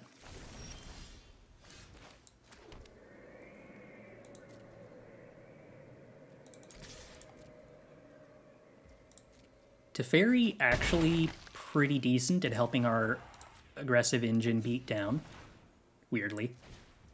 It does tap down blockers. Alright, we do have to hope the opponent doesn't top deck a Brutal Cathar, though. That would be harsh.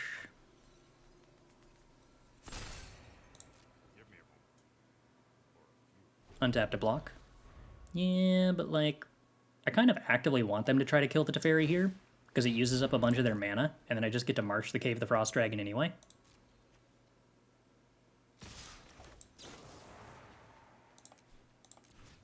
I think this is better for me than if they decide to play a creature here. I've seen that one before. Yeah, or they could do both. But I apparently get Jwari Disruption value on turn 42. Alright. Surely this is the point in the game at which we concede, right, opponent? We'll definitely take a Syncopate. Oop, should have used Celestus. One of these days I'll figure out how my cards work. That's the difference between Memory Deluge and not. It's actually a meaningful difference. Okay, Intrepid Adversary is not particularly meaningful.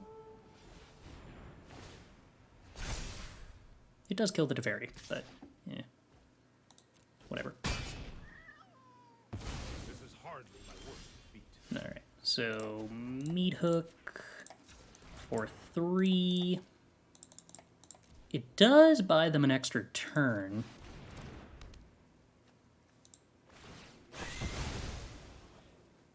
Well, sort of, but also not. It doesn't buy them an additional turn to find an out. I think I actually don't play the Teferi here, so I can hold up Syncopate on Brutal Cathar. Or Wandering Emperor is also a way they can stay alive here. But if we can get them down to 1... Oh, I don't know why I thought I was getting them down to 1. I'm getting them down to 3, which is not 1. So Meathook Massacre dealing a point of damage when our 4/4 dies is not relevant if the opponent's at 3. Yeah, I can't deluge at the end of turn. That is correct. Wandering Emperor is the threat I have to play around here. It's a really good thing our opponent gave us this 4/4, because they do not seem like an opponent who would have conceded this game otherwise. The best part about this rope is I'm not even sure the opponents realized what's going on. I mean, they're probably furious at how we seem to have drawn only removal. Which, to be fair, yeah, is worth being upset about. But perhaps the more upsetting part is the realization that our deck is only removal, and then in fact all they had to do was not play anything and they would have won the game.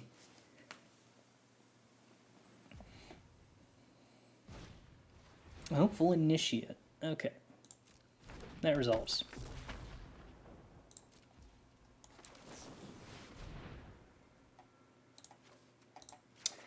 I guess, I don't know, like, how much to phrase this in ways that, like, I would prefer to not be too rude. But the term goldfishing in regards to Magic decks comes up a lot. And it's interesting that we have built a deck that is going like 50-50 against arena ladder players and would literally be 0% to beat a goldfish. This deck could not beat a toddler, but is going 50-50 against mythic ranked arena players. We've won a lot of games. What are we actually at? Are we at 50-50? I don't think we are. I think we're still like 40%.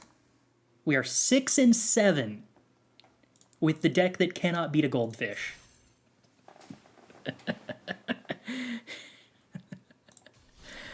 Alright, I really want to win this next one so that we can call it a 50-50 deck.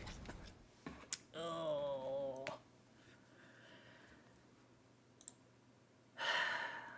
The mana here is not great.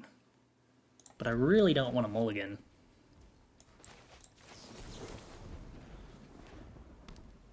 Evolving Wilds. Oh no. Bohemian, thanks for the follow. Glad you're enjoying the stream. Snow-covered swamp. That's a very bad sign. I do not think I can beat snow-covered swamp. Okay. Life of Toshiro Umezawa. Alright.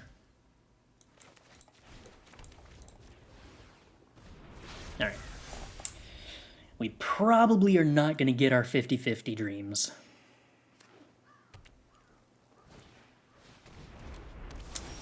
Alas, does not look like it.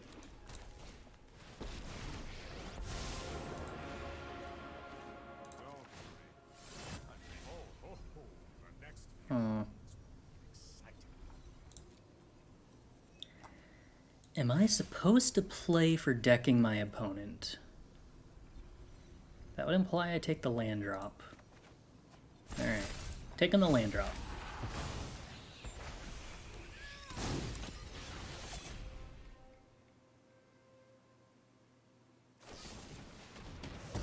You just let me know if you're up to round 2. Alright. Well, it's gonna be tricky. Check for traps. Okay. I think we allow that. They can't take our Doomskar anyway. They can take our Syncopate, which they do. Go blank. Rude. Okay, well. Think I lose March of Otherworldly Light and Meathook Massacre?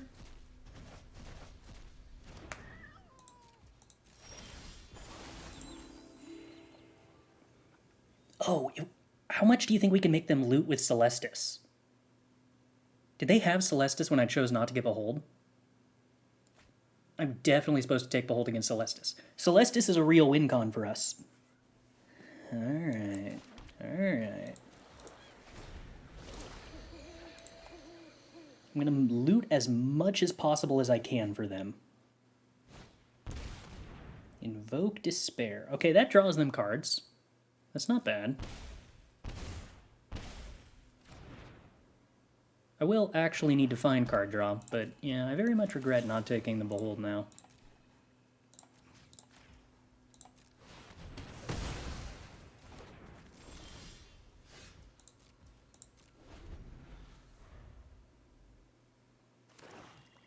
Oof. That's going to make the next... Oh, Professor Onyx. That's Jwari Disruptionable. Here I was worried they were going to play another 5-drop. Down to give it to Teferi. Find a Memory Deluge. Alright, alright.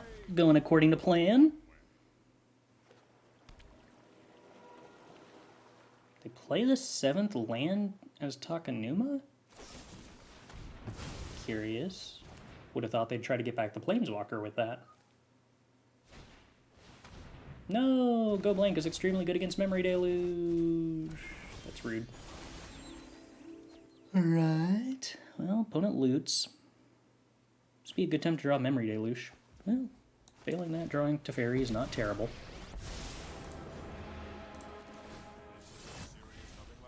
Okay. Bold's pretty decent. Opponent's down to 38 cards. Alright. That's a lot more... Oh, killing the Planeswalker instead of drawing a card is pretty rude. Alright, pass the turn. Opponent continues looting. Ooh.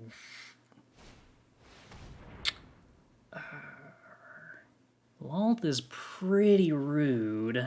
I can't actually hit a reasonable counterspell here except for the one saw it coming. Syncopate's not good enough. Alright, I guess we have to let Lalt happen. I can march the Lalt, then I don't have an answer to Hive, which kind of bites, but yeah, I do basically have to answer the Lalt, unfortunately. I could let the Lalt just draw them cards. I don't know if I can actually afford that in the short term, though. So I guess we just have to kill the Lalt. Oh, you'll fall into my web again. Okay. Top deck an answer for the Hive. I'm okay with that. We almost lost to a Lalt Ultimate earlier, but barely avoided it by virtue of the opponent killing us before that happened.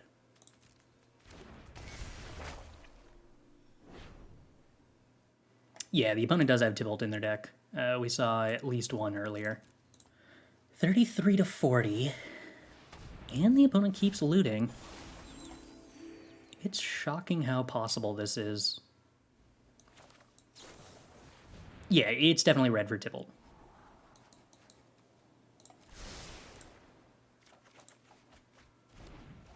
Ooh, alright. Field of Ruin's reasonable.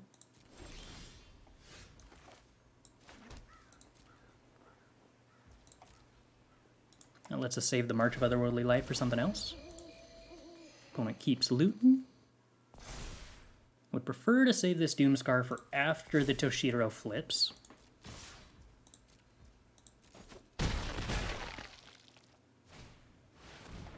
And would prefer to save this Syncopate for a Tybalt. So I can't efficiently Field of Ruin here, because then my opponent would be able to float enough mana to pay for this Syncopate. Why do all these decks run GTA home? Because it's a mana dork that casts Invoke Despair, and they wind up convinced that they need a mana dork to play Invoke Despair. I don't know why, but they do. Ooh. Okay, so they still get to Field of Ruin my Field of Ruin while it's tapped. Harsh. Harsh but fair. Alright, well, we get another black source.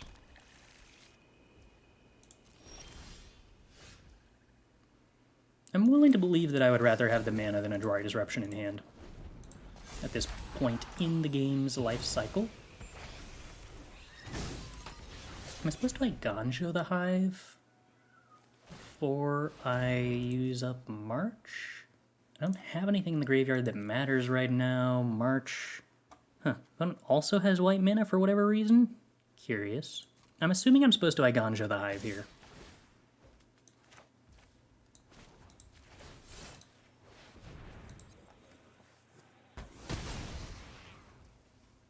Alright, down to 5. Which is actually a pretty bad spot to be, because it just leaves us dead to another Invoke, of which they likely have 2 remaining.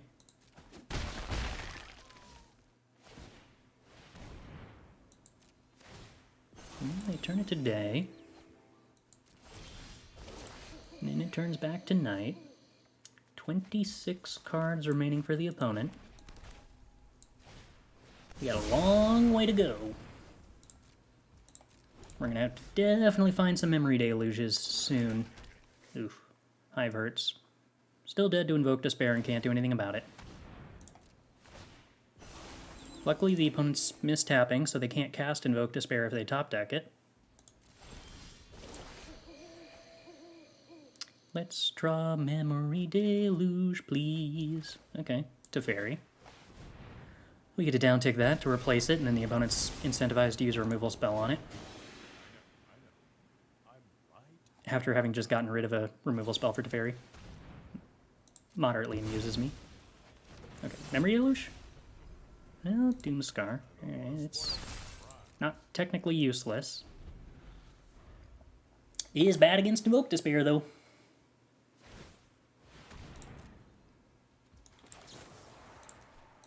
Alright, and we kill the Hive. Should have foretold Doomskar. That was extremely bad. Now the opponent just can hand hate it. I forgot I could do that.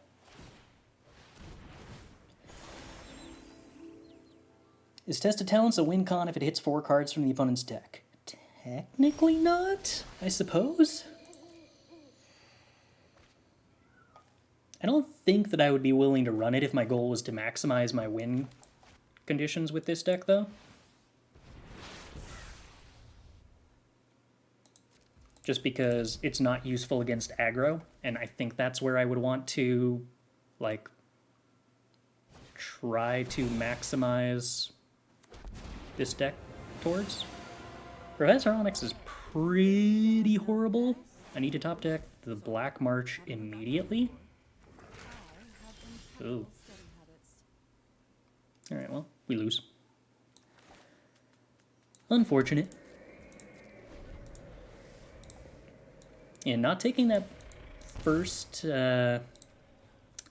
copy of Behold the Multiverse actually, like, substantially snowballed into losing what was a winnable game.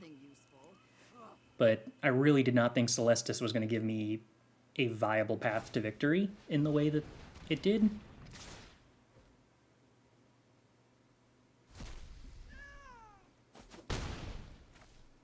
Alright, let's draw the Black March for Professor Onyx, and then we have a chance. Oh, no, they top deck lethal. Alright, that was probably going to happen eventually, but yeah. Having slightly more cards in hand so that we didn't have to lose those Behold the Multiverses to the extremely timely go blanks probably could have made that game winnable. Alas.